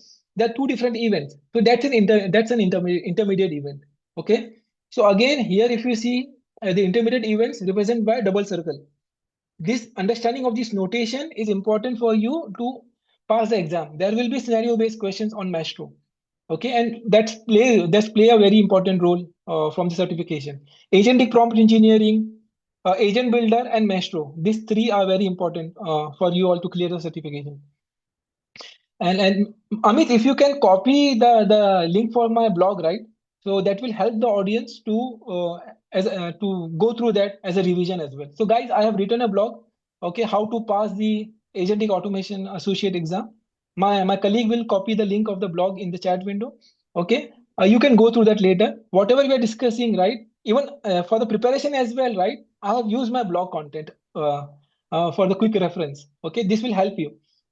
And Amit, also if you can copy the URLs, the important training modules, right, which the participants can go through. Okay, copy those URLs as well in the chat window. Sure, MD. So guys, the training is 15 hours. Okay, so if you don't have 15 hours to spend, at least go through the URLs which is being added in mentioned in the chat. That will help you all. Okay, the next one is activities. Okay, activities, these are rectangular boxes. Okay, so again, if you see here on the Maestro, these rectangular boxes are my activity. This activity can be a service task. If you see here, this can be a service task. Okay, service task means it can be RPA workflow, it can be agent. It can be agentic process as well. Okay, then we have different depending on the action you want to perform. Send task, we have received task on the email actions. Okay, then we have manual task. If you want a particular uh, sub process to be done completely manually, or particular activity should be done completely manually. Okay, then we have business rule task and call activity. I'm not sure whether you can see, it's at the bottom, call activity. So here using call activity, you can call another what we say Maestro process. Okay. So here if you see, that's what I have described here. Okay. Service task used to call AI agent or robots. User tasks are for the human in the loop, and call activities invokes a separate global process, Maestro process. Okay. These notations are important, guys. And there is a quick guide available. Let me show you that it's available on the UiPath Academy as a part of resources, learning resources. So if I show you this BPMN cheat sheet, right? This is what I have downloaded from the training module. Okay, and this give you a complete overview on the BPMN notations. Okay, which is we are using in Maestro. If you see this, okay, these are the notations, right? Circle, okay, start and end event, intermediate event, okay. Go through this. This will help you to pass the exam, okay. And you want to understand how does this notation works in Maestro, okay. Then we have activities. We have discussed that task, okay, sub process, call activity, okay. Then we have different types of tasks. So this is important for you to remember, okay. The envelope, the rectangular box with a dark envelope and transparent envelope, right, stands for received task, the transparent one, okay. It waits for the message from the external entity. It can be email or it can be SMS, okay. Send task, it sends a message to an external entity. So this notation is important for you to remember. There will be scenario based questions around this, okay. What this stands for, they may ask the questions around this, okay. Now, the next one is gateways. This is important. Okay. This is gateways are to make the decisions. Okay. So again, here you have XOR. Okay, with diamond box with the cross inside. Okay. This is simple or, okay, true or false. This or that. Choose only one path. And gateway with the plus sign. Here you follow multiple paths. You have to follow both the paths depending on the scenario, right? Okay, this diamond with a single circle represents the inclusive gateway. Okay, here it behaves like a OR, but it provides it performs multiple paths. Okay, then we have event-based gateways. Okay, wait for an event to happen. Okay, then we have complex gateway. If you have any complex decision to make, if you want to build a custom logic for the decision to be happening, right? So you uses this. So most of the time we will be using for our process or agentic process automation. We will be using XOR and the AND, right? Going back to the Maestro again, if you can see here, okay, this is my gateways. Okay, by clicking this icon, right, you can change. Okay, there are different types of gateway, right? Here I have used this one, XOR gateway, a simple true or false, yes or no. Okay, if I want a parallel gateway, right, and condition, I can change it from here. Okay, using the change element. Okay, so similarly for the task as well. If I use, this is a human task. If I want a RPA to replace the human task, I will come here, change element, select the task here. Okay. Now the next one is this one, flows. This is important. Flows, these are sequence. Okay, mapping different entities, right? Different notations. Okay, the three types of flows, guys. One is sequence flow. Okay, a simple arrow, right? Then we have message flows. Okay, this helps to connect between two different systems. In Maestro, I told you, right? It's not only for us. For a single process, right? It's you can automate an entire department, entire organization process as well, a complete supply chain where you interact with multiple departments, right? So over there, if you're passing the information from one department to another, okay, so you use this dashed message flow with a dashed line, okay. You will not be using this much. And from the examination point of view, you just need to understand the difference between this flow representation.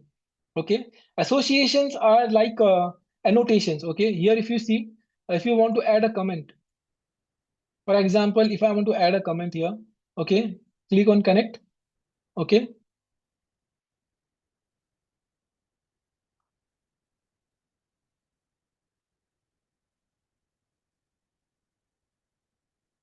yeah, add annotation here, escalate to human. Okay, so I've added a comment. This is for my understanding and the people who are going to use this as well, right? My colleagues, right?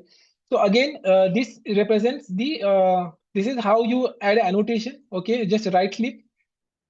Here you can see, just not right click, just click on the particular notation and this icon, right? This is how you can add a description to each and every annotation. Okay, this will help the people to understand what you are building. Okay, and why this particular notation you have added. Okay, then associations we have seen. Yeah, data store. This is if you're connecting an external data source. Okay, maybe connectors. Maybe you're connecting some SQL database. Okay, again for the examination point of view. Okay, events are important. Activities are very important. Okay, pool and lanes are not so important, but gateways are important. Events, activities, and gateways are very important from the examination point of view. There will be few questions or scenario-based questions around this. Okay, and the next one is we are almost done, guys. Let me show one good example of the Maestro process.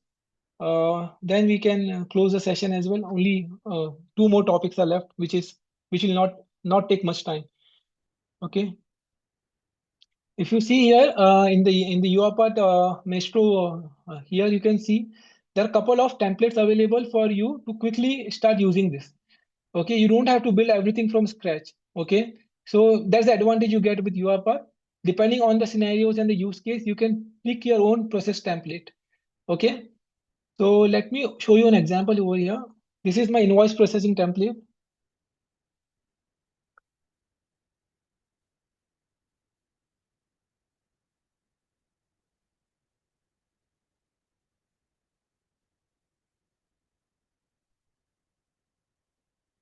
If you see, this is a good example how your process should look like. Okay, following the BPMN notation.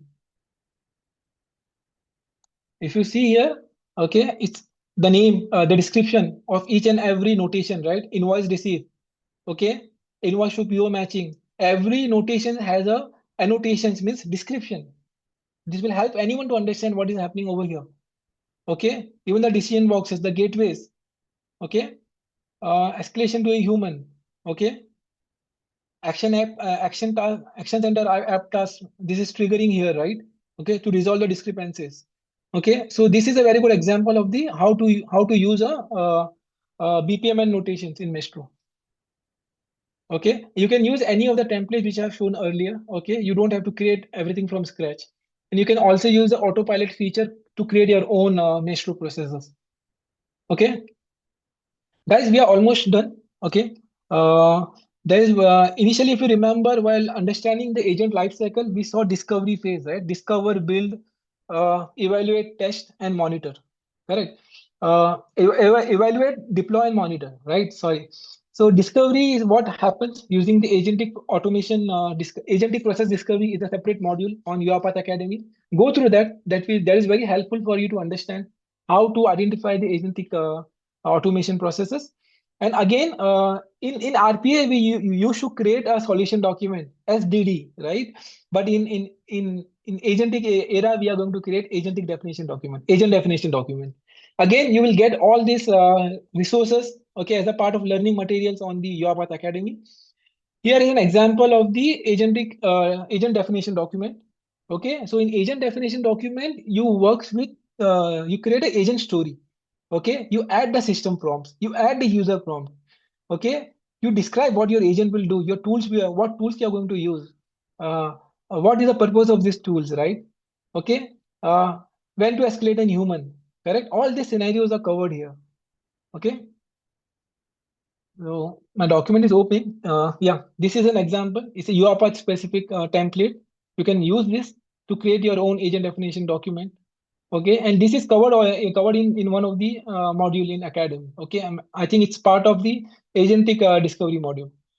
Okay, so again, if you see here, the process matrix are almost same, but agent story, this is where you need to describe what your agent will do. Okay, then you can go through this through the document. You will get everything on the Academy as a part of training material. Here you define this the what prompt you are going to use, the system prompts, user prompts, the context grounding we discussed, right? The indexes we discussed. Okay, the guardrails, the tools, type of tool. Okay, and then escalations, when to escalate. Okay, you have to all this you can define inside the agentic definition document. Okay, now coming back again to the slide side.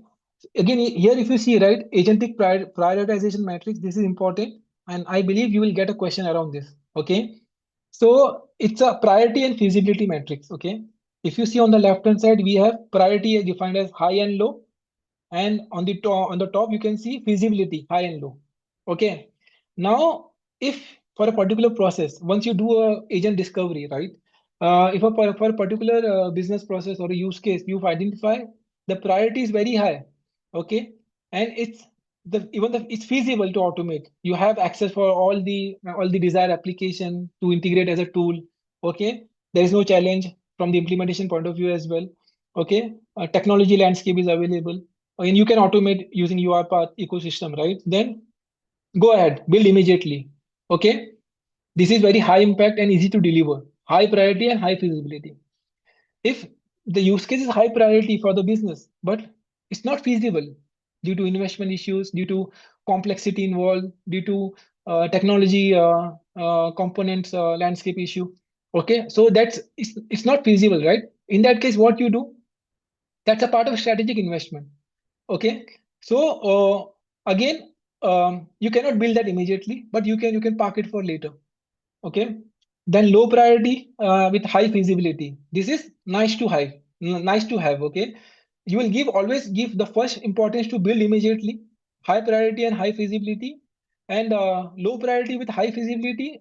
That means you can easily implement. It's quick and easy to implement this particular agent for this particular business area or business process.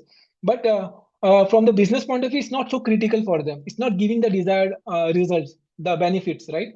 So again, it's a nice to have. You can again when you define the pipeline, you can keep it towards the end. Okay, then which one to avoid? Definitely, if the priority of the business process is low, and even the it's not, and feasibility is also low. It's not feasible. Okay, it's difficult to automate, difficult to implement. Okay, so completely avoid those kind of processes. And all this prioritization is covered inside the agentic discovery module on Academy. And there will be a questions around this, guys. Okay, guys, we are done. Okay, so we are done with the session. Okay, so here these are the couple of training modules which feel important to me, not only from the examination point of view, but also from the learning point of view. Okay, for example, if you do this, build your first agent, right? Okay, if you and it's a very straightforward. Okay, it's very they have mentioned all the steps to build the agent. You need to just follow the steps. Okay, so this will give you a good exposure. Okay, and confidence as well. Okay, again, agentic prompt engineering is important module. Okay, evaluation is very important. Okay, and Maestro, these are the important modules. Okay, now again, as I said earlier, I have written a blog as well. Okay, and on how to pass the agentic automation associate exam. Okay, the blog is already I've published on the LinkedIn, and I've started writing on the Medium as well. Let me open my blog, so you can go through that as a quick prep session. Okay, for a quick reference, right? You can go through the blog as well. And guys, you can follow me on LinkedIn for any questions, right? Okay, you can connect with me on UiPath forum as well with my name. Okay, so Any questions? I will be happy to answer. Thank you, guys. But I'm happy to answer any questions if you have.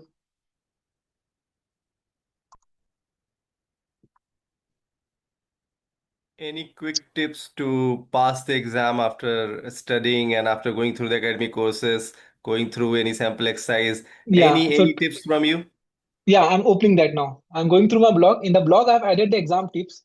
Guys, I'm not given the exact question and answer. That's not the agenda. That will not help you for a longer run as well. But there are a few exam tips as well. Let me open the blog. Yeah, here is my blog. If you see whatever we have discussed so far, it's already part of my blog. Okay. There are a few exam tips. For example, right?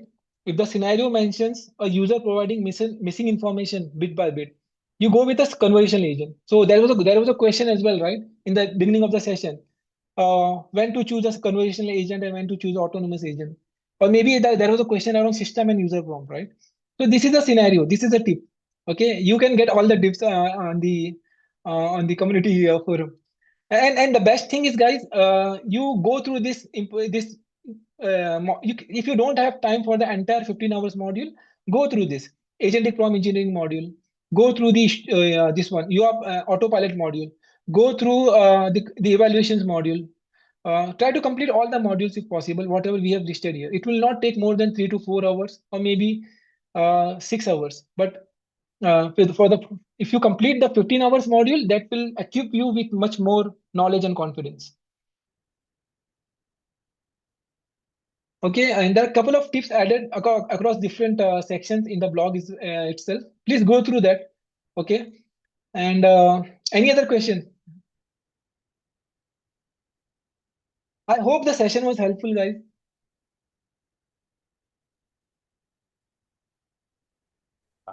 I am not yet because really I couldn't hear if someone is speaking, insightful. right? I cannot hear.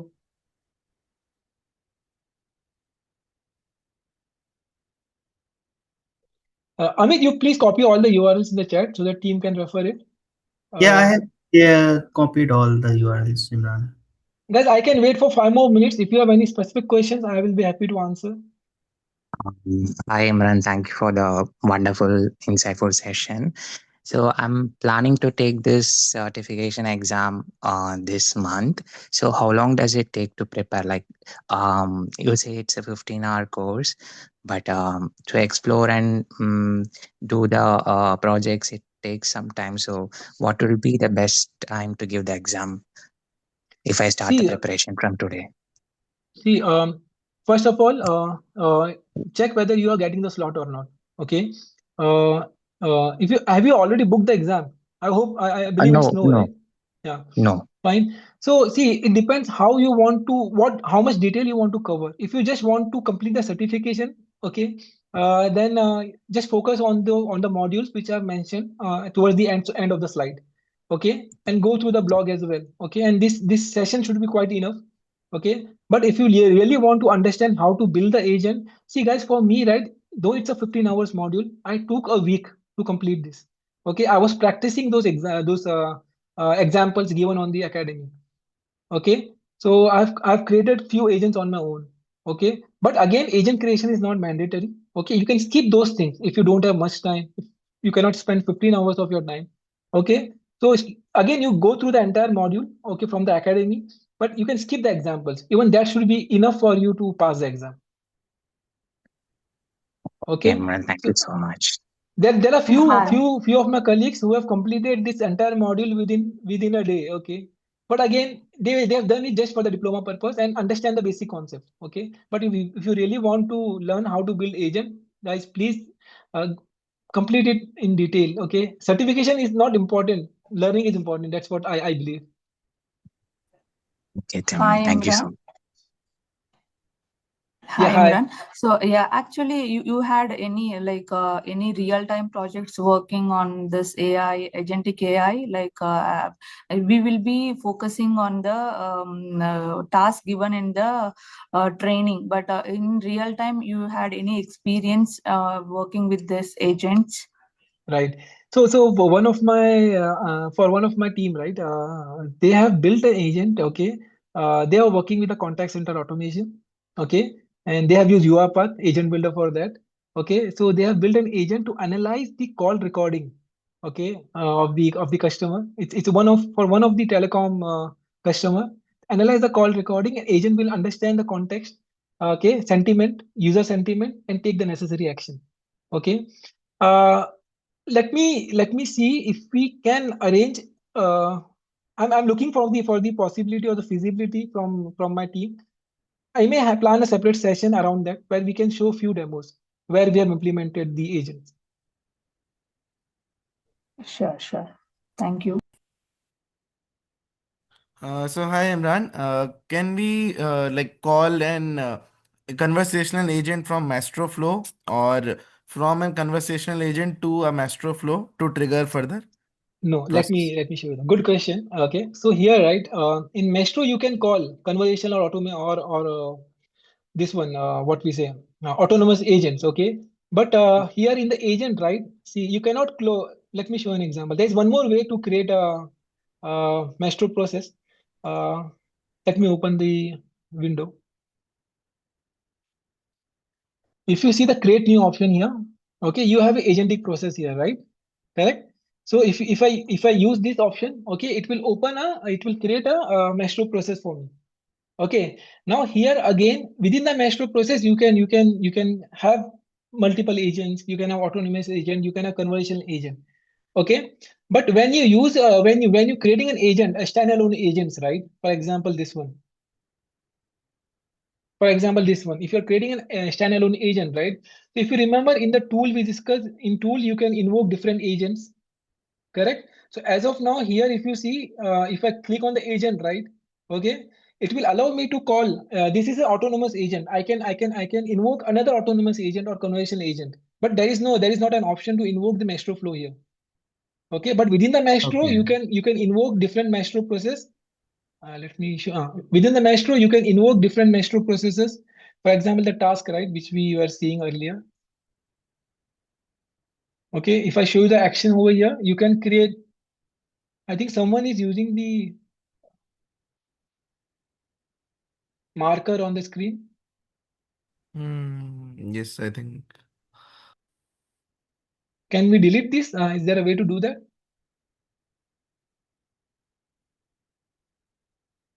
Okay. Uh, Thank you. Again, there is one more marker. Okay, so if you see here on the action, right?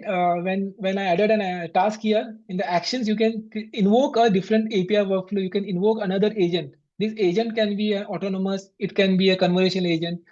You can invoke agentic process inside the Maestro. Okay, but it's not the vice versa.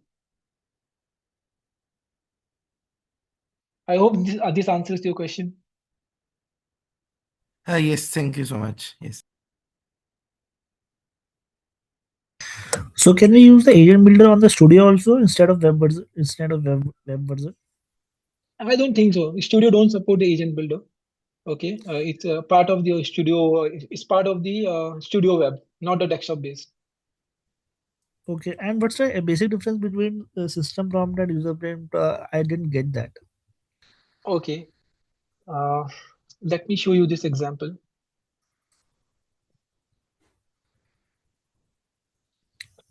Okay, here if you see, okay, let me copy this into a notepad.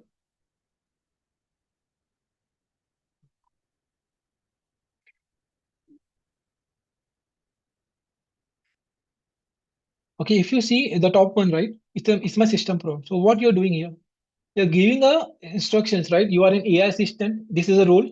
Okay, specializing your invoice processing. You will focus on the primary functions like extract the relevant information, what actions the agent needs to perform, right? This is my chain of thought. Okay. Validate the invoice, categorizing, identifying, and provide summaries. Correct. This is instructions, right? Detailed instructions. Okay. But in the user prompt, right? What I am doing, I'm passing the data. So agent has to work with the invoice, right? For invoice, I need to extract the information, pass it to the agent. Correct. So invoice data is a variable which holds my invoice information. This data should be passed to the agent as real time, runtime, right? That is done via user prompt. Passing of the arguments to the agent at the runtime. and that represents you represent in UiPath you use double curly braces for that. If you're passing the arguments to the agent at the runtime, you use a system prompt, user prompt, sorry, and it's encodes with the double curly braces. But we Again, are passing coming the same to context. sorry, But we are passing the same context in both of them, right? no. Here there is no arguments in the system prompt. There Only is no argument argument. should be there. System prompt is just an instruction, a detailed instruction following the prompting technique, chain of thought technique. It's instructions, right? But here in prompt, it's enabling the data for the instruction to work on. Okay. For example, let me show you an appointment scheduler agent that will, I think, that will help you to understand better.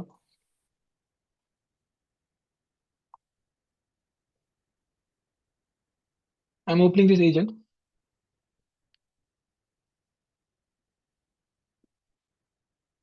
So if you see here, it's loading. Give me a minute.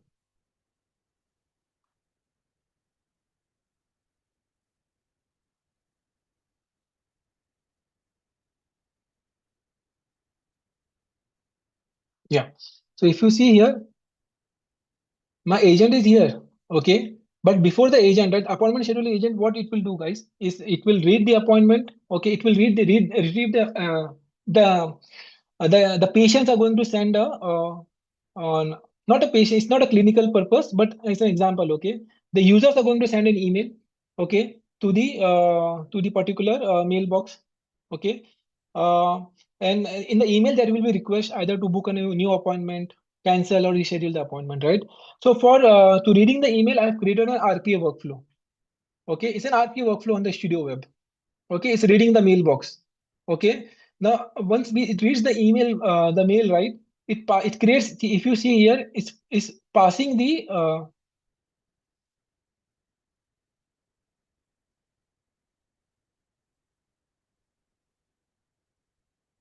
Let me show you that exact this one.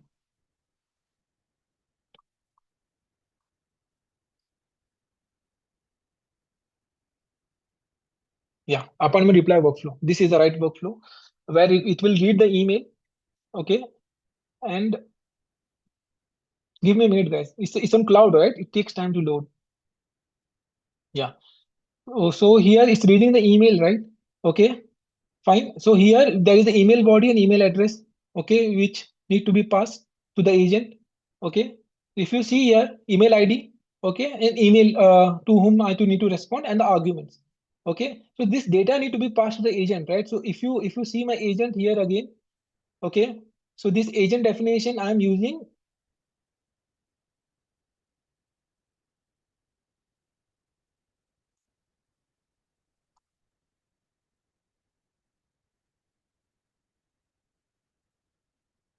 In the agent definition, I'm using this tool, right?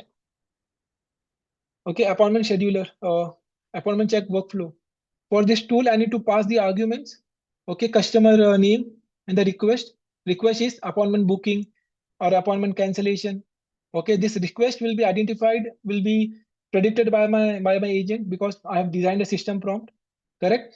And these arguments will help my agent to, for example, email body, right? These are the arguments, right, which I'm passing to the agent at runtime. Okay, so once I pass this argument at the runtime, right? So depending on the email content and the context on the email, right, what action need to be performed, the agent will identify whether it's a appointment booking request or a cancellation request, and it will check the tool to it will check whether the appointment is already booked or not before cancellation or rescheduling. So these arguments is important for the agent to react to the real time data. I hope this answers your question.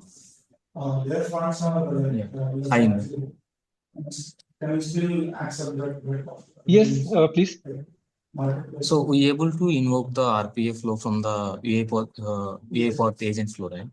So Yes, if we want to invoke the agent from the RPA flow, is there any way to do that? Because today is not support the agent flow, right? I don't think so. Yeah, it supports now, but we'll need to check that. Okay. Uh, I'm not sure whether it's a part of the roadmap as well. I cannot. I think. See. Okay. Sorry. Your answer is here. Okay. If you see here, there is an RPA workflow where I'm monitoring my mailbox, right? Okay. So if you see, this is my RPA workflow. I'm monitoring the mailbox. Okay. I'm reading the appointment details. Okay. The email addresses and everything. And here I'm using run agent activity to trigger the agent. This is my appointment scheduler agent. So this is trigger invoke inside the RPA workflow using run agent activity. That is already part of this. Yeah, okay. Yeah. Thank you. And there was a question around arguments earlier, right? If you see, guys, agent needs argument to work, right? If I'm triggering this agent from the using the run agent activity, I need to pass the data to the agent to work with, right? So that's my email body, right? So that's how the arguments work.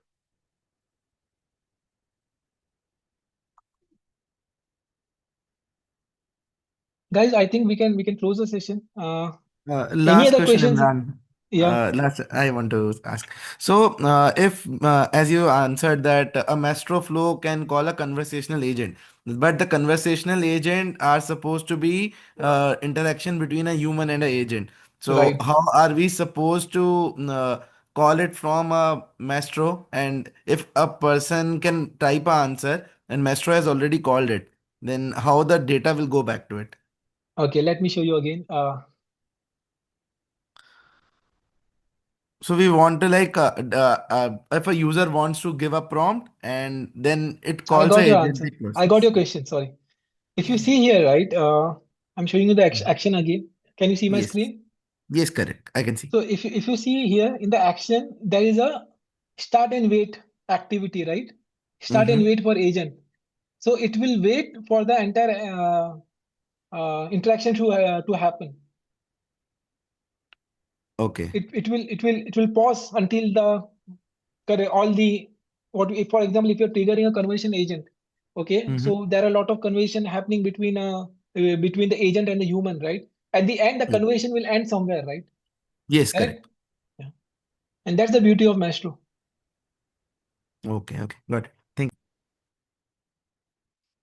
Guys, thank you so much for joining today's session. I understand it was too long and to theory, okay, but this was important. I tried to make it as practical as possible. For any further questions, feel free to connect with me on the LinkedIn as well. Okay. Thank you for your time. Thank you. Thank you, Imran. Thank you, Imran. Christina, are you there?